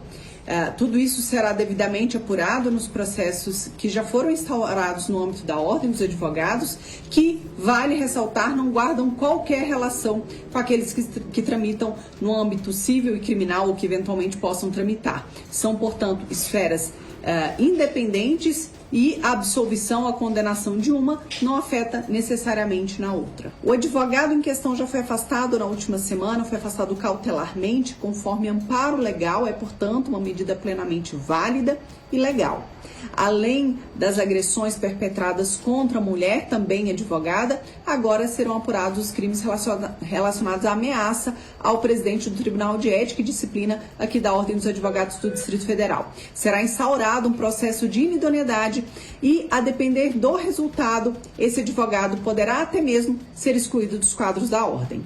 O presidente do Tribunal de Ética e Disciplina aqui da OAB do Distrito Federal seguirá exercendo as suas atividades, mas não participará dos julgamentos que envolvem o advogado em questão, por justamente já ter um envolvimento com a causa. Nesse caso, ele será substituído por outros membros do tribunal. Pois é, vamos relembrar então todo esse caso, né? O advogado que foi preso, ele agrediu uma outra advogada porque ela pediu que ele colocasse ali uma guia no cachorro. Ela estava passeando com o animal dela pelo Sudoeste, quando esse cachorro, né, o cachorrinho que ele estava, que chama Pipoca, partiu para cima do animal da advogada, né? E ele foi ali tentando ser bastante violento, mordeu o cachorro dela. E aí, por conta disso, ela sugeriu: olha, o senhor poderia colocar uma guia no seu cachorro, né, para que ele ficasse mais protegido. O advogado não gostou desse comentário, né, começou ali a discutir com a mulher, ela decidiu chamar a polícia e ele foi embora. Só que na hora que ele tentou fugir, ela começou a filmar o carro dele saindo e foi nesse momento que ele partiu para cima da advogada e acabou espancando a mulher. Inclusive, a Gisele Pisa, que é a advogada, está aqui ao meu lado, né, a vítima desse advogado, para falar sobre essa decisão da prisão, né? Deixou você um pouco mais aliviada, porque você não foi a única vítima, ele já tem histórico de ser violento e agora, né, essa novidade aí dele ameaçando o presidente da Comissão de Ética e até a família dele, né? Você ficou surpresa com essa prisão? Boa tarde a todos, obrigada pelo interesse nessa situação toda. Sim, eu fiquei aliviada e fiquei surpresa também, porque eu não tinha conhecimento até domingo agora, domingo último, de que havia esses novos fatos. Eu fiquei sabendo no domingo que havia essa ameaça de morte contra o presidente da Comissão de Ética e a família dele. Então eu pensei, inclusive, se ele está ameaçando, inclusive o presidente do Comitê de Ética, imagine a mim e ao meu filho. Então eu temi muito pela minha vida e ontem, né? Ontem, terça, né? Ontem, segunda-feira. Ontem, segunda-feira, quando o mandado de prisão dele foi expedido e me comunicaram que ele havia sido preso, eu, sim, fiquei muito aliviada, claro. Depois que aconteceu essa agressão contra você, você ficou sabendo, né, de todas as vítimas ali, outras mulheres que passaram pela mesma situação? Eu fiquei absolutamente impressionada como aquela pessoa, ela não teve uma explosão momentânea comigo em relação à minha pessoa. Já era um comportamento que ele vinha tendo há algum tempo em relação a mesmas pessoas, digo, gênero, mulheres, e em relação ao questionamento em relação ao animal dele. E o animal dele, né, como eu disse, né, você podia até relembrar o que aconteceu. Esse cachorro, que até então parece um pouco inofensivo, ele chegou a partir para cima de você e do seu cachorro. Sim, eu estava passeando com o Bolt, o meu cachorro, eu tinha guia e coleira, e quando eu percebi a presença do Pipoca, porque eu sei que ele é um cachorro violento não, agressivo. Ele sempre está andando por ali pelas redondezas sozinho, ou quando está na companhia do tutor dele também, sempre sem guia. E então, eu sabendo desse histórico do Pipoca, eu disse, vou puxar o meu cachorro. Puxei mais a guia para segurar. E foi dito e feito. Na hora que nós passamos, o Pipoca avançou em mim e no Bolt.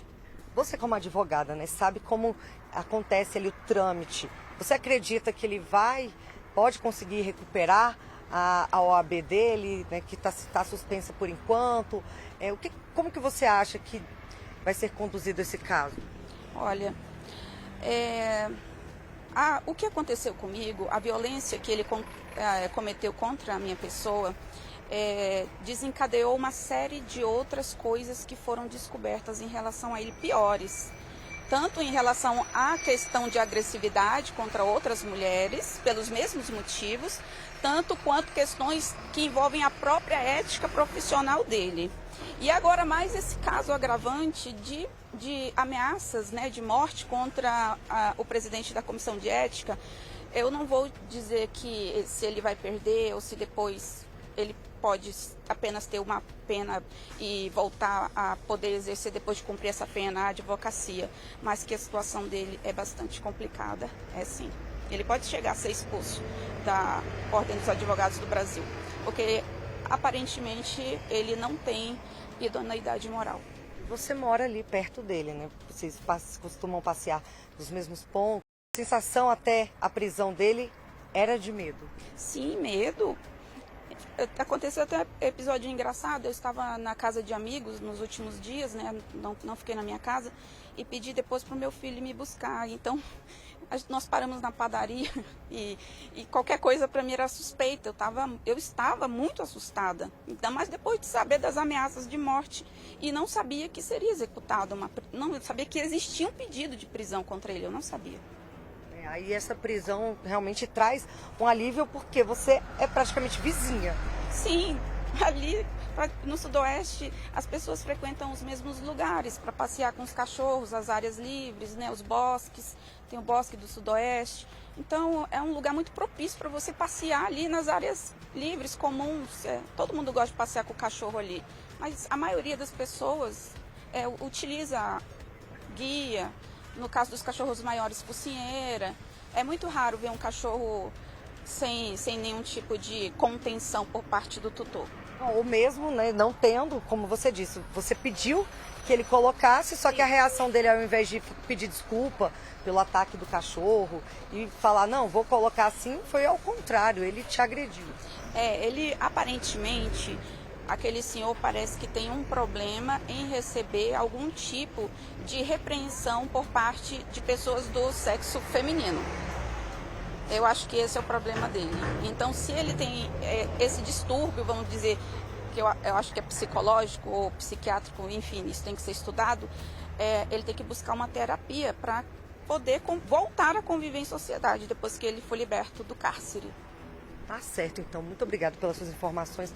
Malta, você tem mais alguma dúvida, alguma pergunta, né? Agora, realmente, ela como vítima, como disse, está se sentindo aliviada, porque viu que a justiça está sendo feita, né? As outras vítimas não tiveram essa mesma sorte. Infelizmente, ele solto acabou agredindo a Gisele, o que já poderia ter sido evitado, isso há muito tempo.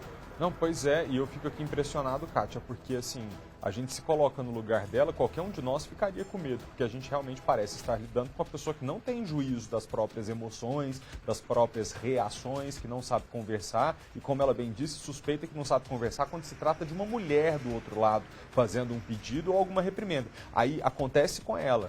O caso vem à tona. Outras mulheres buscam a imprensa para poder denunciar que também apanharam desse homem. Aí, em vez dele ficar quieto, ele ameaça o presidente do Tribunal do Conselho de Ética da OAB de morte. Você vê, não, tem um negócio muito errado aí, é para todo mundo ficar com medo mesmo. Eu acho que a OAB vai fazer isso, né, porque é muito cuidadosa com seus profissionais. Eu acho que é dever mesmo da ordem dar o exemplo do que o Brasil tinha que fazer com gente que é delinquente, entendeu? Suspender a carteira de profissional mesmo, acompanhar de perto mesmo, pedir outra prisão preventiva se for necessário mesmo, porque quem tem coragem de bater numa mulher depois de ter batido em outras e ameaçar uma pessoa de morte, tem coragem de fazer muita coisa. Não tem condição de conviver em sociedade de maneira alguma.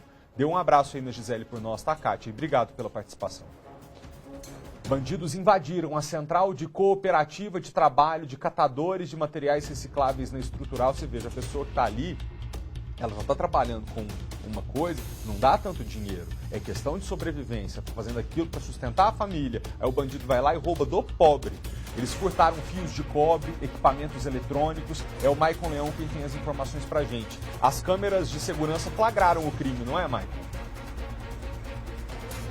Flagraram o início, malta, porque depois eles começaram a danificar essas câmeras. Para quem está em casa entender o passo a passo, vou pedir para o Rogério Silva mostrar para a gente. A cooperativa fica aqui às margens da Estrutural. Eles pularam esse muro aqui e tiveram acesso ao galpão, onde ficam os materiais recicláveis, que aqui são separados. Nessa parte que nós estamos aqui, malta, já tem câmeras de segurança, inclusive que foram as que flagraram o momento em que eles pulam o muro ali e entram aqui para o galpão por volta de 7h50 da noite de domingo.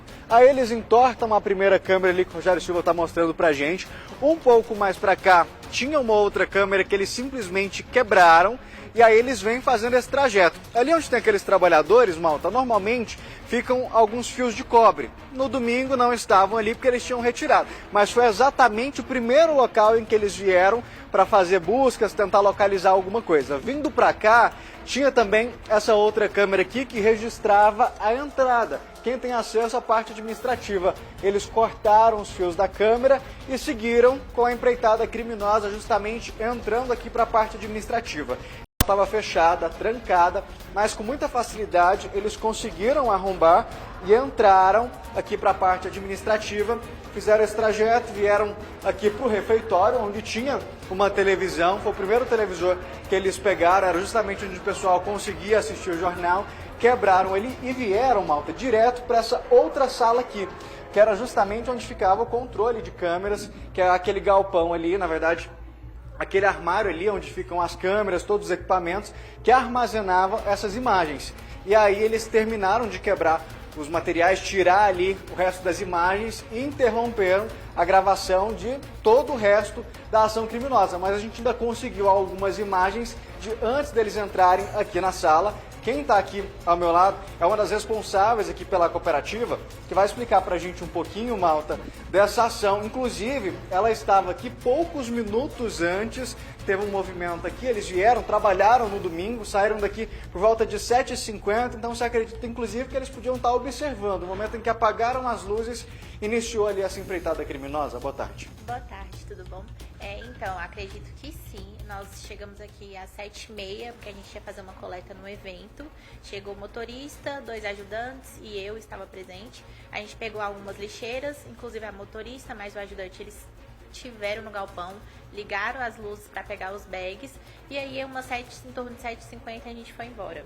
Como você disse, 7h55, 8 horas, eles já estavam arrombando a porta. Ou seja, malta, imagina inclusive o risco que eles correram aqui no momento que vieram descarregar esse material do evento, ou esses criminosos, que pelo que a gente vê nas imagens, são 3, e detalhe, malta, todos eles com esse cuidado de tentar ali, primeiro não ter as imagens divulgadas, até porque eles levaram parte dos equipamentos, mas também com os rostos cobertos, alguns com roupa e outros até com máscara. Isso, nas imagens mostraram 2 com o rosto coberto e 1 com máscaras. E até com luva, a gente estava com luva para não deixar nenhuma impressão digital, isso. Ou seja, malta, são criminosos que sabiam exatamente o que estava fazendo. Como a gente disse, eles vieram direto ali para a parte onde ficava o cobre ali do lado de fora, só que dessa vez eles estavam com uma quantidade de cobre um pouco maior, vocês decidiram guardar em uma das salas aqui, que eles também foram até lá e levaram cerca de 300 quilos. Isso. Na semana passada a gente vendeu uma certa quantidade e a gente percebeu que estava diminuindo até a questão do cobre. E aí o pessoal do pátio, o diretor comercial, guardou esse cobre dentro da sala porque eles iam vender essa semana. E aí, quando foi ver, os 300 quilos foram levados. Pois é, malta, 3 criminosos. A gente vai continuar andando aqui. Vou pedir para você vir com a gente, porque levaram os televisores ali do refeitório, dessa sala aqui em que nós estávamos, e também, malta, aqui da recepção. O Rogério Silva está mostrando para a gente, o aparelho ficava aqui na recepção, nesse suporte ali, e eles acabaram levando também, né? Sobraram apenas alguns computadores, foram alvos específicos, mas vocês acreditam que a priori o que eles estavam interessados era realmente no cobre? Isso, eu acredito porque nas filmagens eles já entram diretamente na sala e nem olham os computadores, vai diretamente no cobre, onde tava duas pilhas de isopor cheio de cobre, e aí eles olham, já pegam e já levam. Depois eles pegam o notebook e após eles vão naquela outra sala e desliga as câmeras de segurança. E a gente não consegue ver mais a movimentação. Ou seja, a intenção deles, no momento em que eles desligam, ele mexe nos equipamentos, era tentar evitar que essas imagens, que inclusive a gente está mostrando que pode, malta, ajudar a identificar alguma pessoa, que às vezes conhece, até pelo jeito andado, um detalhe que eles repararam é que um deles tem até dificuldade para andar, parece que está mancando ali. Os outros 2 estão de sapatos, esse outro estaria com uma sandália, alguma coisa assim que vocês perceberam de diferente. Isso, nos vídeos, né, tem 2 que estavam de sapato e o que estava, inclusive, de chinela, ele estava meio que mancando. Então, por aí, a gente entregou as filmagens à polícia, eles vieram, fizeram a perícia e a gente está aguardando para ver se tem uma devolutiva. Qual que é a sensação que fica depois de tanto trabalho igual vocês têm, de tentar juntar, de organizar? Já é um trabalho bem complicado. Qual que é a sensação que fica? Medo, né? A gente, aqui, quem observa de longe, acha que deve ter muito dinheiro, mas não. É um material que a gente faz para a sociedade, que é a coleta seletiva, material reciclável, e a gente só vai melhorar mesmo na segurança.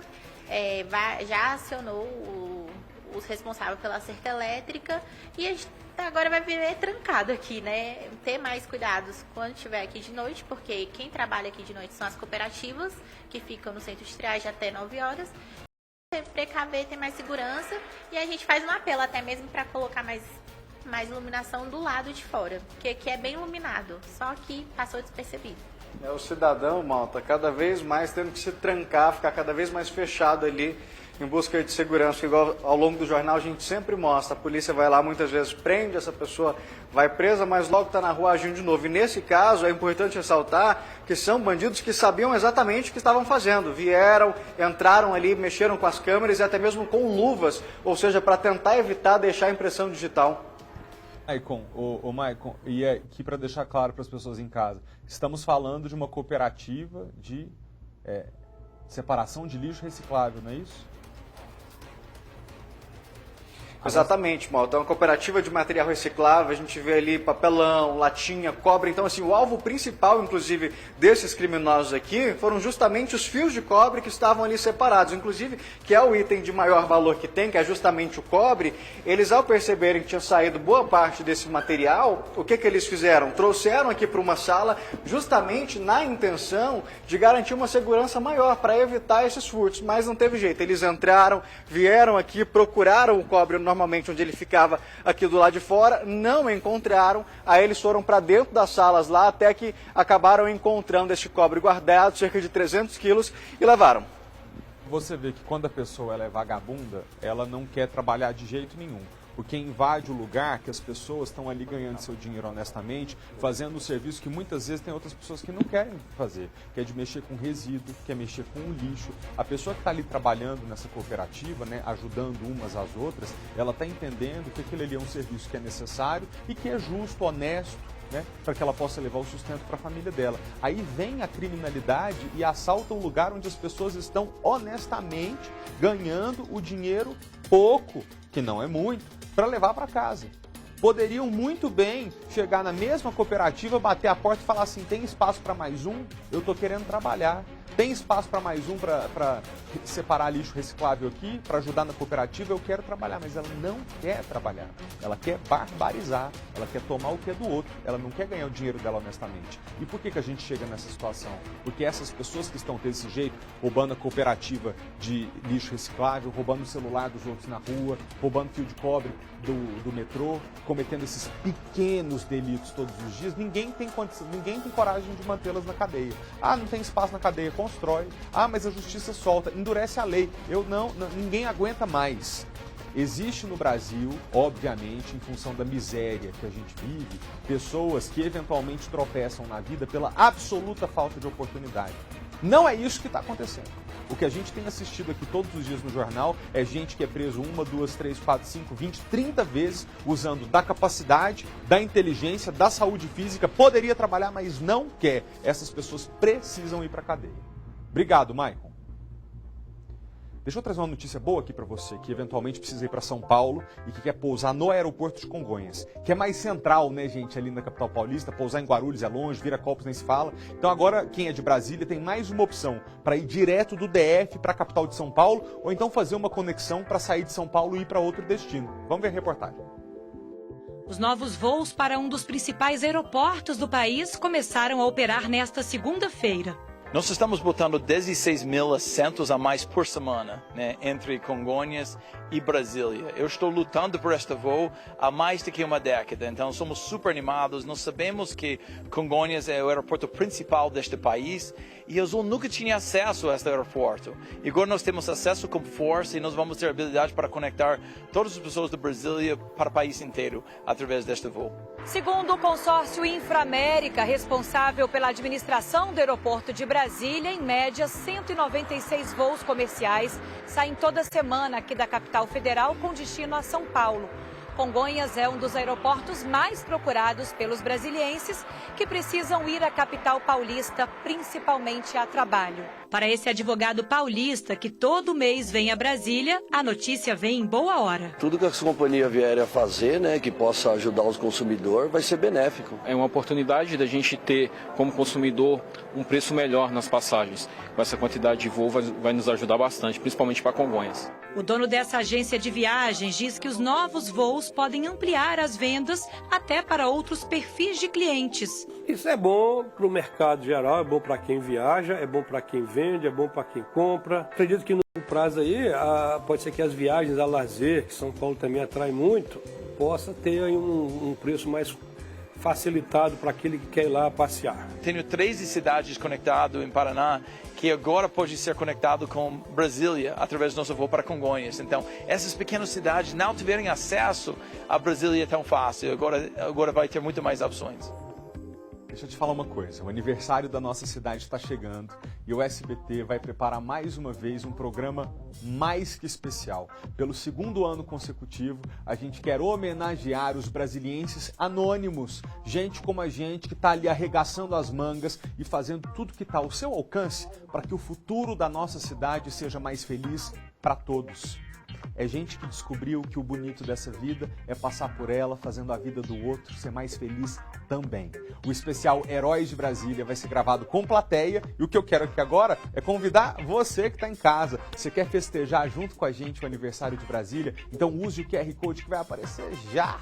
Não, peraí, esse primeiro é @FelipeMaltaTV. Primeira coisa é o seguinte, a gente tem a tarde aí ou não? Daqui a pouquinho coloca, né? Que maneira que você pode fazer para se inscrever? Você pode ir ao perfil do SBT no Instagram, que é o @SBTBrasilia. Lá tem um link na bio que você clica e faz seu cadastro. Outra opção, eu quero que você siga os dois, o SBT Brasília e o meu também, que é o @FelipeMaltaTV. Você também pode ir no Felipe Malta TV, que eu também coloquei um link lá na bio, que tem esse cadastro. Ou você pode agora apontar a câmera do seu celular para o QR Code que está aparecendo aqui no cantinho da tela, olha só, pega, tira foto, aponta a câmera que já vai abrir o formulário de inscrição. E aí você vai lá e responde quem é o herói da sua vida. A gente vai mostrar os heróis de Brasília, mas a gente quer saber quem é o herói da sua vida. As respostas mais emocionantes ganham o convite. Gente, vai ser um dia pra gente se encontrar pessoalmente, pra gente se abraçar. se emocionar muito e festejar o aniversário dessa cidade que acolheu a mim, a você de casa, a todos nós, com muitas oportunidades de trabalho e de felicidade. Ó, tá até aqui embaixo, @FelipeMaltaTV, pode seguir lá e lá no link da bio também você pode se inscrever, tá bom?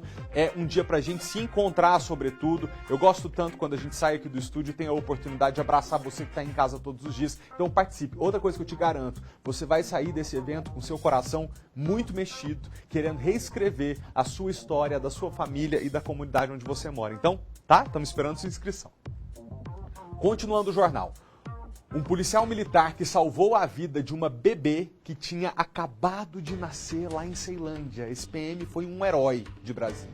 O pai desse neném correu até o batalhão da polícia e pediu ajuda, dizendo, ó, minha esposa está em trabalho de parto.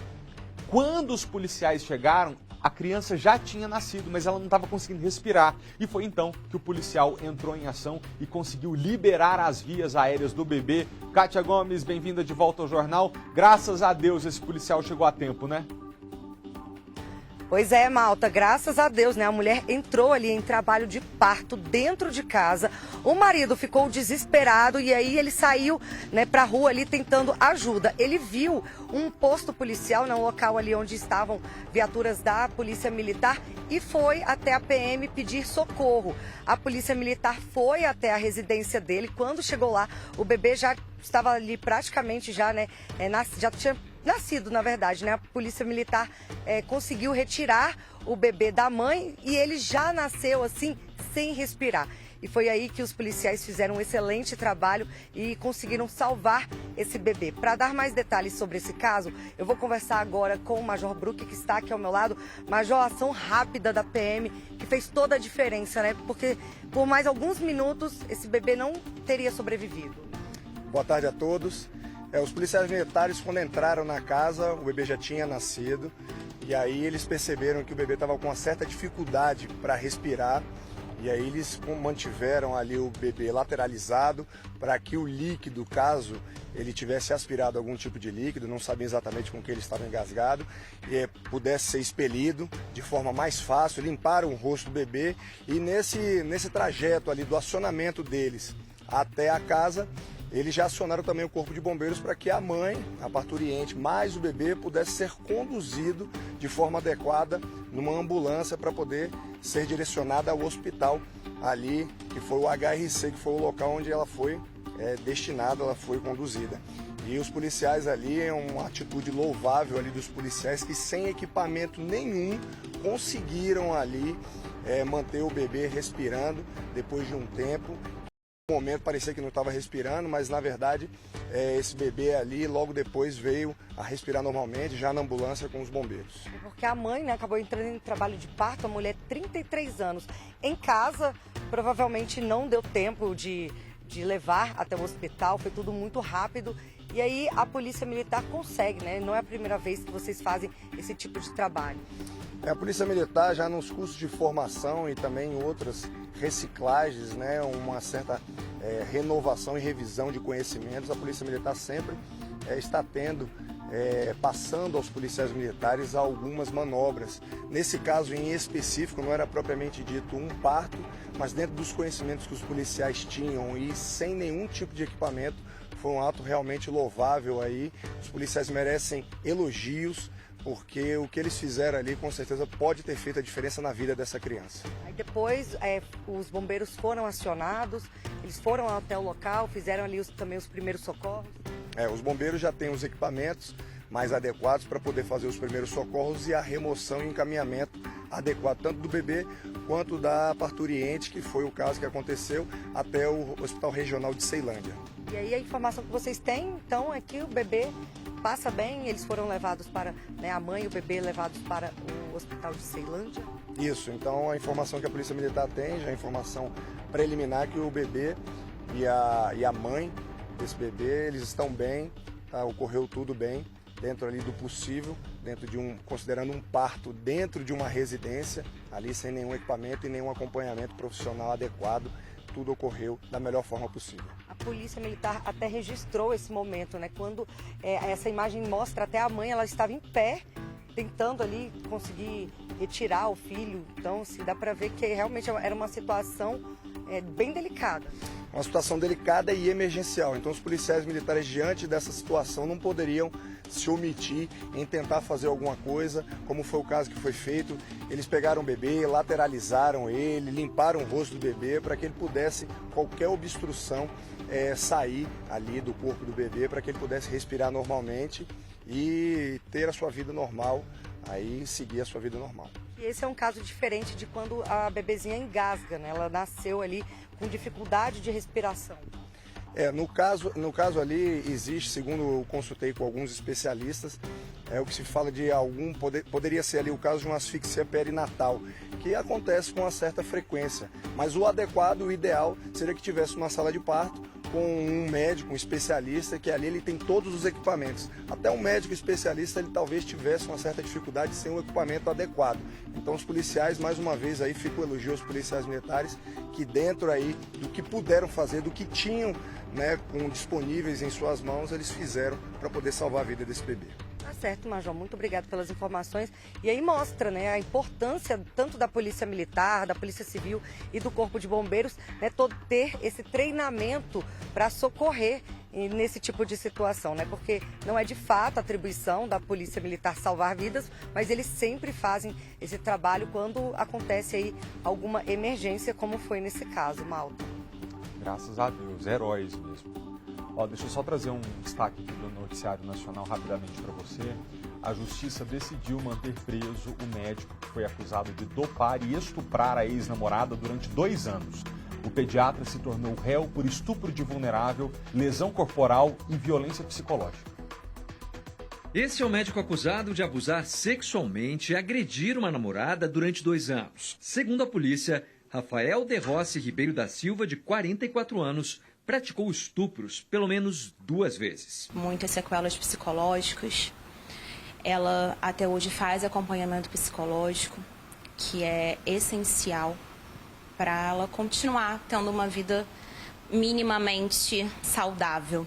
Ele também dopou a vítima com remédios e a agrediu com socos, como explica a delegada responsável pelo caso. Durante as investigações, verificou-se que ele utilizou-se inclusive de ansiolíticos para que a vítima não resistisse às suas investidas sexuais.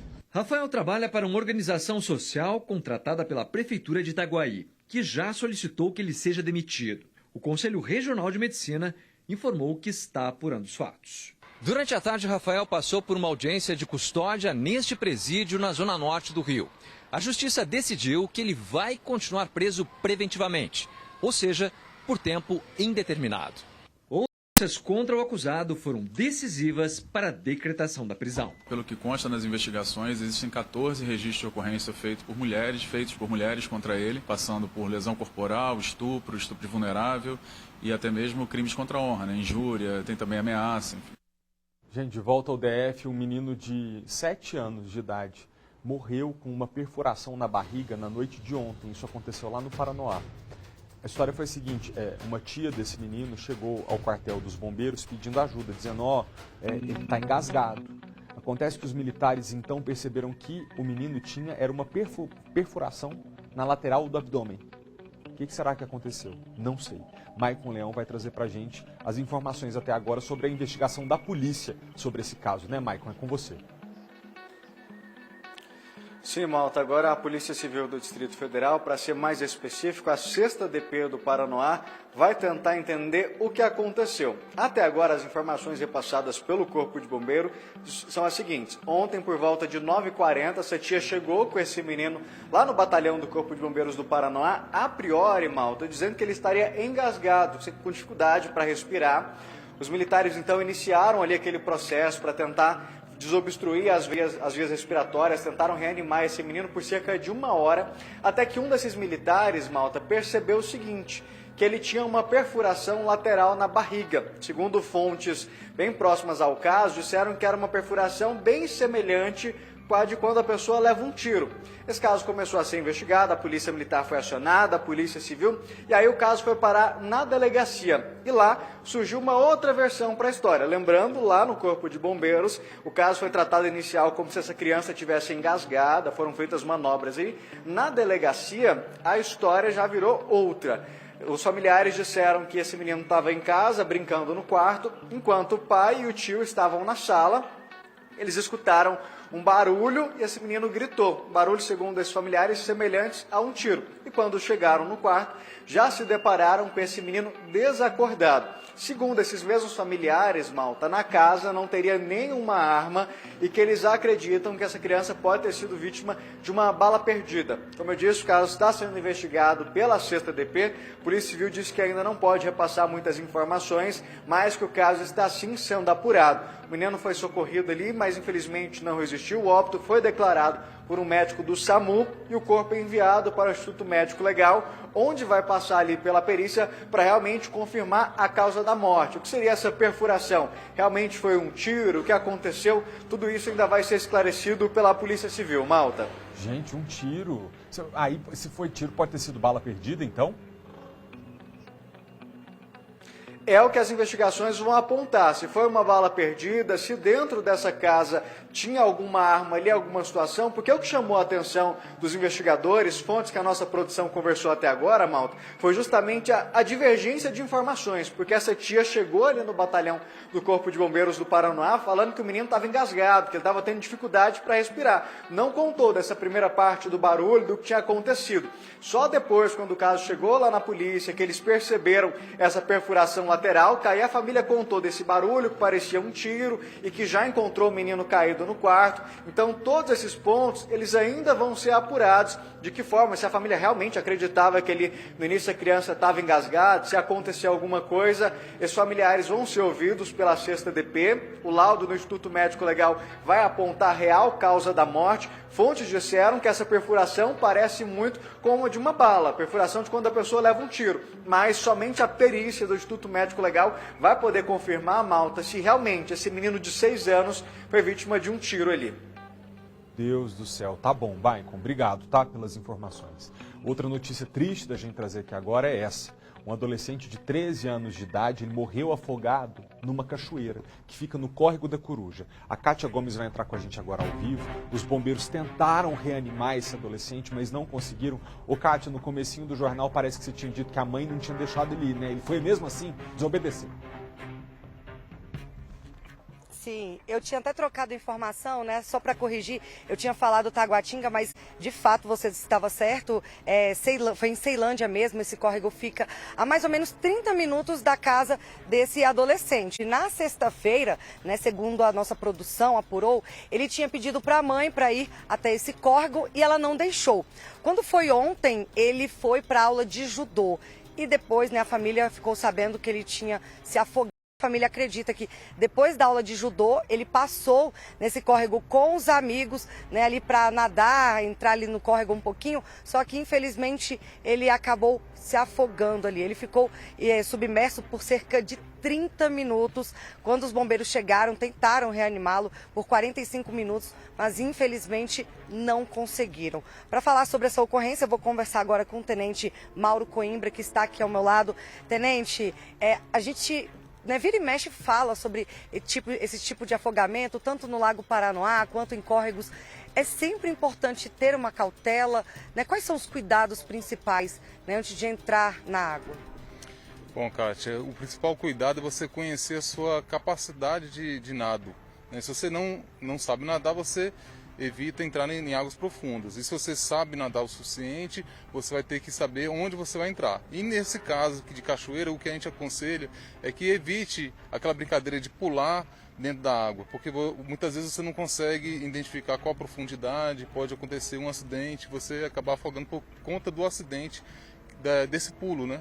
Nesse caso específico, né, que aconteceu ontem, tem ali um córrego, mas tem uma mini cachoeira, né? Inclusive, tem fotos do Corpo de Bombeiros que mostra o atendimento e dá para ver essa mini cachoeira. Segundo testemunhas, ele teria pulado dessa mini cachoeira? Como é que foi?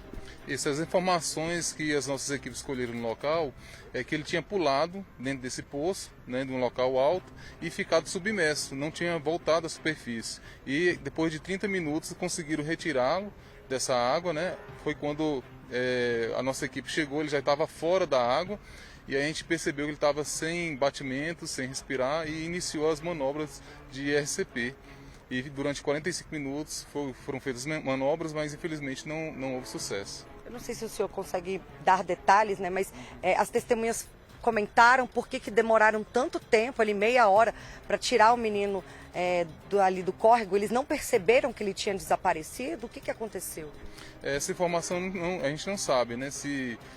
Qual é o verdadeiro motivo dessa demora, mas possivelmente nesses locais a água é turva, é escura, né?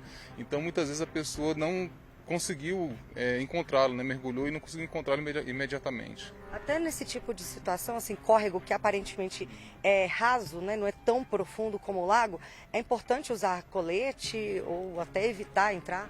O que a gente aconselha, assim, se você vai entrar na água sem um colete, você fica com a água até na cintura, que é uma medida de segurança, né? E se você for entrar numa água mais profunda, que realmente use um colete, algo que venha garantir a sua segurança. E para quem, né, não tem conhecimento técnico como os bombeiros, consegue fazer alguma coisa até a chegada do Corpo de Bombeiros?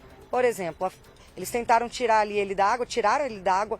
Se fosse pouco tempo, dava tempo ainda de reanimar? Tem alguma medida ali muito rápida que pode ser feita para reverter esse quadro? O que a gente aconselha, no caso de afogamento, você assistir um afogamento, se você não tem um treinamento adequado para fazer o salvamento, você não entre na água e tente fazer o salvamento. Mas você pode fazer alguma coisa assim, você pode jogar algum objeto flutuante para essa pessoa que está afogando, para que ela seja retirada da água, né? Ou às vezes uma vara, você pode oferecer para ela e ela ser resgatada através dessa vara. E imediatamente chamar também o Corpo de Bombeiros, através de 193, para que seja o mais rápido possível feito o socorro. Se você conseguir retirar essa pessoa e observar que ela está, né, sem respirar, você pode iniciar as compressões no peito, né, até a chegada do socorro, que isso vai dar uma ajuda para essa pessoa até que o socorro especializado chegue no local. Nesse caso não precisa ser muito assim, ter muito conhecimento técnico, somente aquela manobra mesmo simples de apertar o peito, tentar soprar a boca, né, para ver se a pessoa volta. Se a pessoa conseguir fazer a manobra de compressão no peito, né, que seria você sobrepor as suas duas mãos sobre o peito da pessoa e fazer as massagens, isso aí já dá uma ajuda muito grande para dar tempo da equipe de socorro chegar. Entendi. E está sendo muito comum esse tipo de ocorrência? Os bombeiros têm atendido bastante afogamento? Nós estamos numa época saindo agora do verão, né? Então nesse período de tempo, né, as pessoas buscam muito o banho e tudo, então acontece realmente de aumentar nesse período o número de incidências de afogamento. Então fica o alerta. Fico alerta. Tá certo então, tenente. Muito obrigado pelas suas informações. Então é isso, malta. Eu volto com você no estúdio. Muito obrigado, Kátia, pelas informações e pela entrevista aí com o Corpo de Bombeiros. Um alerta tão importante, né, gente? Obrigado, tá? Vai falar agora um negócio que está acontecendo demais. Eu vou até confessar um negócio para vocês. Eu tava lá em São Paulo faz uns 40 dias. 40? Não deve ter nem isso, uns 30 dias. Aí tava acompanhando o noticiário aqui do Distrito Federal. Eu vi que um apartamento do condomínio onde eu moro tinha começado a pegar fogo por causa do negócio de ar-condicionado. Contratei seguro na hora. Eu sou paranoico. Aí lá de São Paulo mesmo, eu entrei no aplicativo do banco, comprei um seguro 2 anos de incêndio, que a gente nunca sabe o que pode acontecer. Mas está acontecendo demais. Um apartamento pegou fogo agora no Guará. E os moradores da QE 40 ficaram muito assustados no fim da tarde de ontem. Inclusive foi preciso tirar todas as pessoas do prédio, teve que desligar a energia elétrica, teve que cortar o gás para a situação não ficar ainda mais grave. Maicon Leão está com a gente, infelizmente, assim, não teve feridos humanos. Só que 2 animais que estavam no prédio, infelizmente, acabaram morrendo nesse incêndio. Não é isso, Maicon? Oi, Malta. Boa tarde para você, para todo mundo ligado no jornalismo do SBT.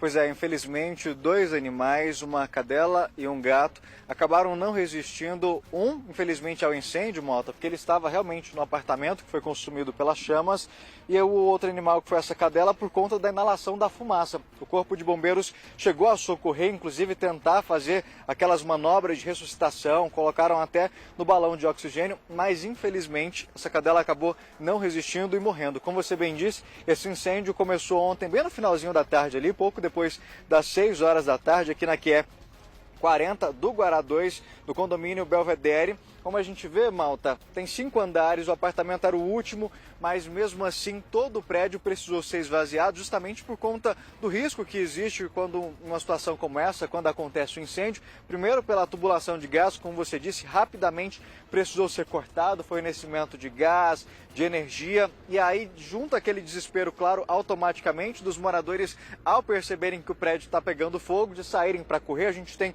inclusive algumas imagens gravadas pelos moradores no momento desse desespero, até moradores de outros prédios aqui perto. Foi um susto total, começou ontem por volta, pouco depois das 6 horas da tarde. Por sorte, Malta, esse apartamento que foi todo consumido pelas chamas, Rogério Silva está mostrando pra gente, não tinha ninguém lá na hora. Então foi mais uma destruição total de bens materiais, que pelo que a gente consegue ver nas imagens, todo o apartamento ele foi consumido, infelizmente destruído, um prejuízo aí para os proprietários, mas felizmente não tinha ninguém lá. O que aconteceu de trágico realmente foi justamente esse gato que estava no apartamento. Algumas pessoas inclusive disseram ter visto ele ali perto da grade de proteção, tentando pular, tentando sair, mas infelizmente ele acabou morrendo. Um desespero, a gente está vendo aí as imagens do lado esquerdo da sua tela do fogo, uma imagem muito forte, a chama labareda mesmo saindo ali, na parte ainda pouco depois das 6, o corpo de bombeiros chegou, conseguiu controlar a Malta num primeiro momento, e aí naquela hora que acontece o trabalho de rescaldo já, ali à noite, esse incêndio voltou a se acender ali novas chamas. Foi necessário esse trabalho de contínuo ali do Corpo de Bombeiros para controlar mais uma vez esse incêndio. Mas imagina o desespero desses moradores ali ao verem esse fogo, como a gente vê aí na tela. Você sai desesperado do apartamento, querendo sair.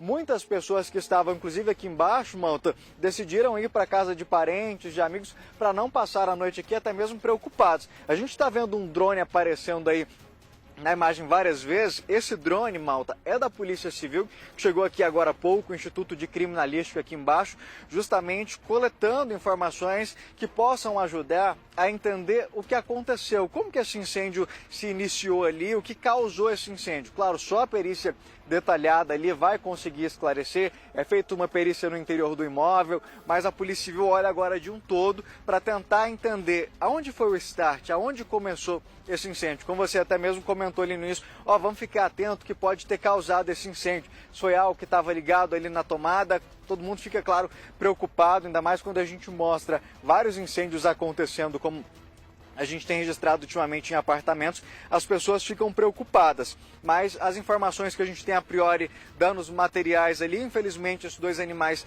também acabaram morrendo, mas nenhum morador não teve nenhum ferimento, apesar do susto de descer ali correndo, de ter o fornecimento de gás, de energia, tudo interrompido. Infelizmente, na verdade, né, Malta, ninguém ficou ferido, fica o susto aí e, claro, agora a perícia para entender o que aconteceu, o que causou esse acidente aí, para evitar que aconteça em outras casas, né?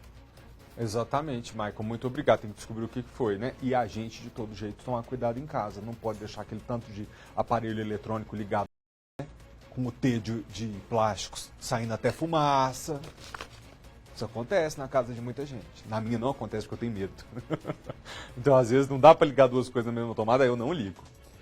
Deixa eu falar outra coisa. O Brasil vai ter 72 milhões de pessoas com dívidas em atraso até o fim do ano. É praticamente 1 de cada 3 brasileiros. São as pessoas chamadas de inadimplentes. Uma chance de colocar as contas em dia é o mutirão de renegociação com bancos e financeiras que termina nessa semana.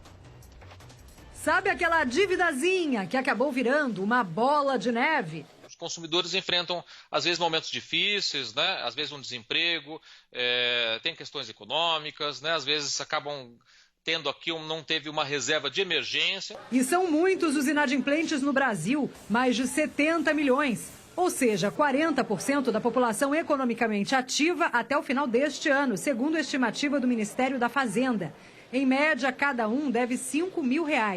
Eles têm a chance de renegociar esses débitos no mutirão, promovido por 160 bancos e financeiras até sexta-feira. A negociação pode ser de dívidas em atraso, de cartão de crédito, crédito consignado, cheque especial ou empréstimos. Só não pode participar quem tenha dado bens como garantia, por exemplo, veículos ou imóveis. E são várias as opções de acordo. Alguns ofertam uma renegociação da dívida, outros um prorrogamento do prazo, né? Outros um novo crédito em taxas de juros menores. Cada banco tem a sua forma de renegociar com seus clientes. Em alguns casos, é possível abater até 95% da dívida. Para participar do mutirão, a preferência é procurar a página oficial da Febraban e seguir os passos indicados. Depois, o banco ou a financeira fará contato com o devedor para informar o resultado da negociação.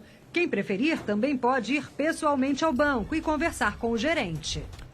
Uma pesquisa mostra que o chocolate continua no topo da lista de desejos de consumo dos brasileiros nessa Páscoa. Agora, a inflação do chocolate é a maior em 6 anos e pode frear um pouco as vendas, já que 60% das pessoas, segundo esse levantamento, estão olhando o preço na hora de fazer compra. Dona Maria se assustou com o preço do quilo do bacalhau, R$ 146, valor que não cabe no orçamento da Semana Santa. Gastar o mínimo que eu puder, porque ter dívidas, tem muita coisa para se fazer. 66% dos brasileiros pretendem gastar até R$ 250 com a Páscoa, segundo a pesquisa. Depois vem um grupo bem menor, com um plano de desembolsar até R$ 500. É que mais da metade da população diz estar com as finanças apertadas. Aí o jeito é se adaptar. Uma saída é fazer como a dona Cleia, ter mais trabalho para não faltar o chocolate das crianças. Ano passado nós compramos, esse ano eu vou fazer. Mesmo entre quem vai comprar os chocolates prontos, 6 em cada 10 vão levar em conta o preço. Só 18% vão atender aos pedidos dos filhos. O preço do chocolate subiu mais que o dobro da inflação acumulada em 12 meses. Segundo este economista, outros fatores também pesam no comportamento mais cuidadoso do brasileiro. A gente está vivendo períodos de juros altos e população com pouco dinheiro, né? O brasileiro hoje ele é acostumado a fazer suas compras de maneira parcelada, né? Então isso está impactando o consumo. Mesmo achando tudo mais caro, Dona Cristina vai comemorar a Páscoa com os netos. A regra é ensinar o sentido real da data. O valor maior desse período, né? Que é uma restauração, uma bênção que Jesus Cristo nos dá para a gente continuar essa caminhada com mais paz, com mais luz. Falou bonito ela, né? Amém. Ó, pessoal, o período mais crítico da pandemia de Covid-19, já passou, né? Graças a Deus. Fez muita gente descobrir talentos que nem imaginava que tinha. Foi o caso de uma jornalista que mora lá em Sobradinho. Um belo dia, ela experimentou criar uma geleia utilizando cebola. A nova receita chegou aos familiares que gostaram desse petisco. E não demorou para que amigos e vizinhos conhecessem esse tira-gosto temperado com sal, açúcar e carinho. O experimento foi se transformando em negócio e hoje essa mulher virou empreendedora. Já tem até uma pequena produção industrial dentro de casa mesmo e está vendendo as geleias aceboladas de vários sabores para uma mercearia, além de atender também sob encomendas. A Dona Cebola surgiu na pandemia, durante o isolamento e churrascos de família. Minha mãe gosta muito de doce junto com a comida salgada e meu marido quis agradar a sogra. Um dia resolveu fazer uma cebola caramelizada para ela, que ficou maravilhosa. E não é que a geleia caseira agradou todo mundo? Todos os outros eventos começaram a pedir. Minhas irmãs, meus pais pediram que a gente fizesse de novo, até que um dia minha irmã mais velha sugeriu que eu vendesse, porque eu tinha perdido uma fonte de renda e precisava, né, arrumar uma nova. Estava com um neném pequeno, recém-nascido, no meio de uma pandemia, eu falei, vou então empreender. Como a ideia surgiu entre parentes, a geleia de cebola caramelizada também ganhou a própria família.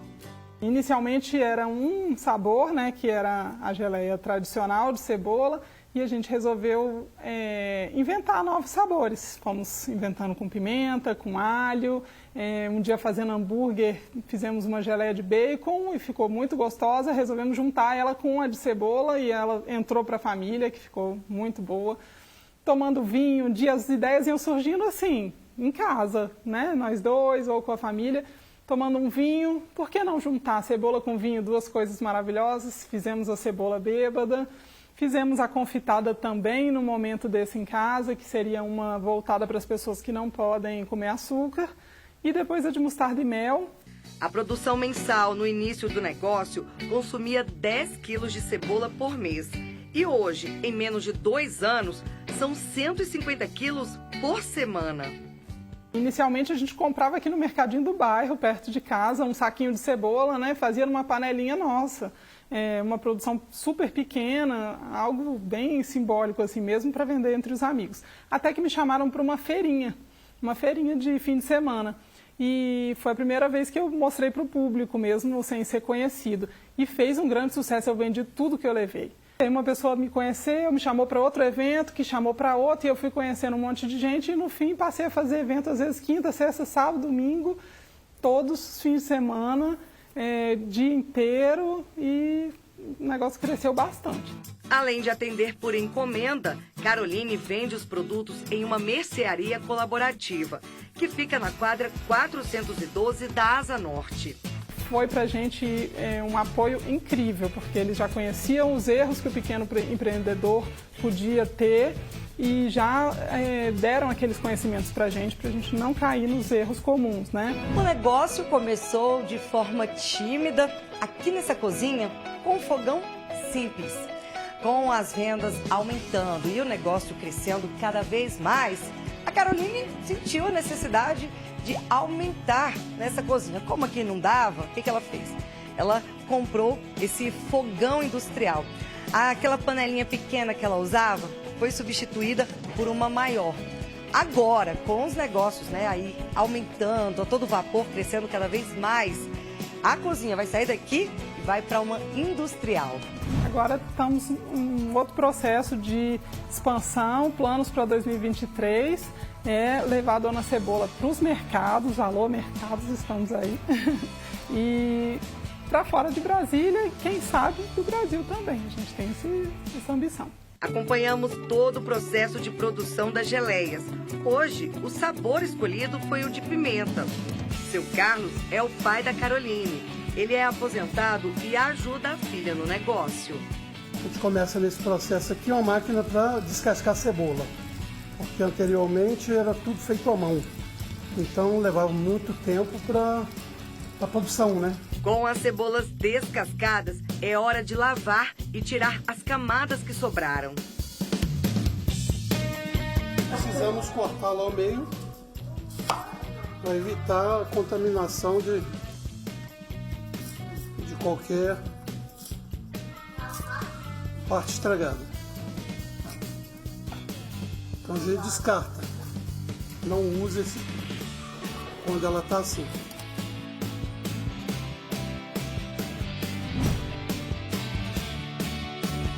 A máquina corta até 200 kg por hora. Depois de triturar, Carlos pesa as cebolas para não errar a receita. Acrescenta açúcar, sal, manteiga e pimenta, tudo na medida certa. Aí é hora do fogo entrar em ação. Fica 6 horas aqui, depois que a gente termina de fazer todo o processo, coloca no fogo, faz a limpeza geral, aí vamos para o processo do vidro, que é a esterilização do vidro. O vidro grande a gente esteriliza, diferenciado, separado do pequeno, né? Depois de 6 horas, quando a geleia está pronta, a gente invasa, depois invasa a geleia, depois tem o processo da pasteurização, e aí a gente deixa aqui e o resto a Carolina toma de conta. A Selma trabalha na casa da Caroline há 4 anos. Antes, ela era diarista e prestava serviço 2 vezes por semana. Hoje, se dedica exclusivamente à Dona Cebola. Foi um processo novo de aprendizado, né? Uma coisa diferente que ninguém tem, só a gente agora, né? E aí é uma coisa muito legal de se fazer. Dá uma choradinha de vez em quando. A Caroline revela a receita secreta do sucesso. Fora a cebola, né? Os ingredientes assim, bacon, alho, tem muito amor. É o principal ingrediente que a gente põe aqui dentro, porque ele era feito para a família, nossa família, e agora são feitos para outras famílias, e a gente quer que esse mesmo amor que vem aqui nesse potinho pra gente vá para as outras casas também.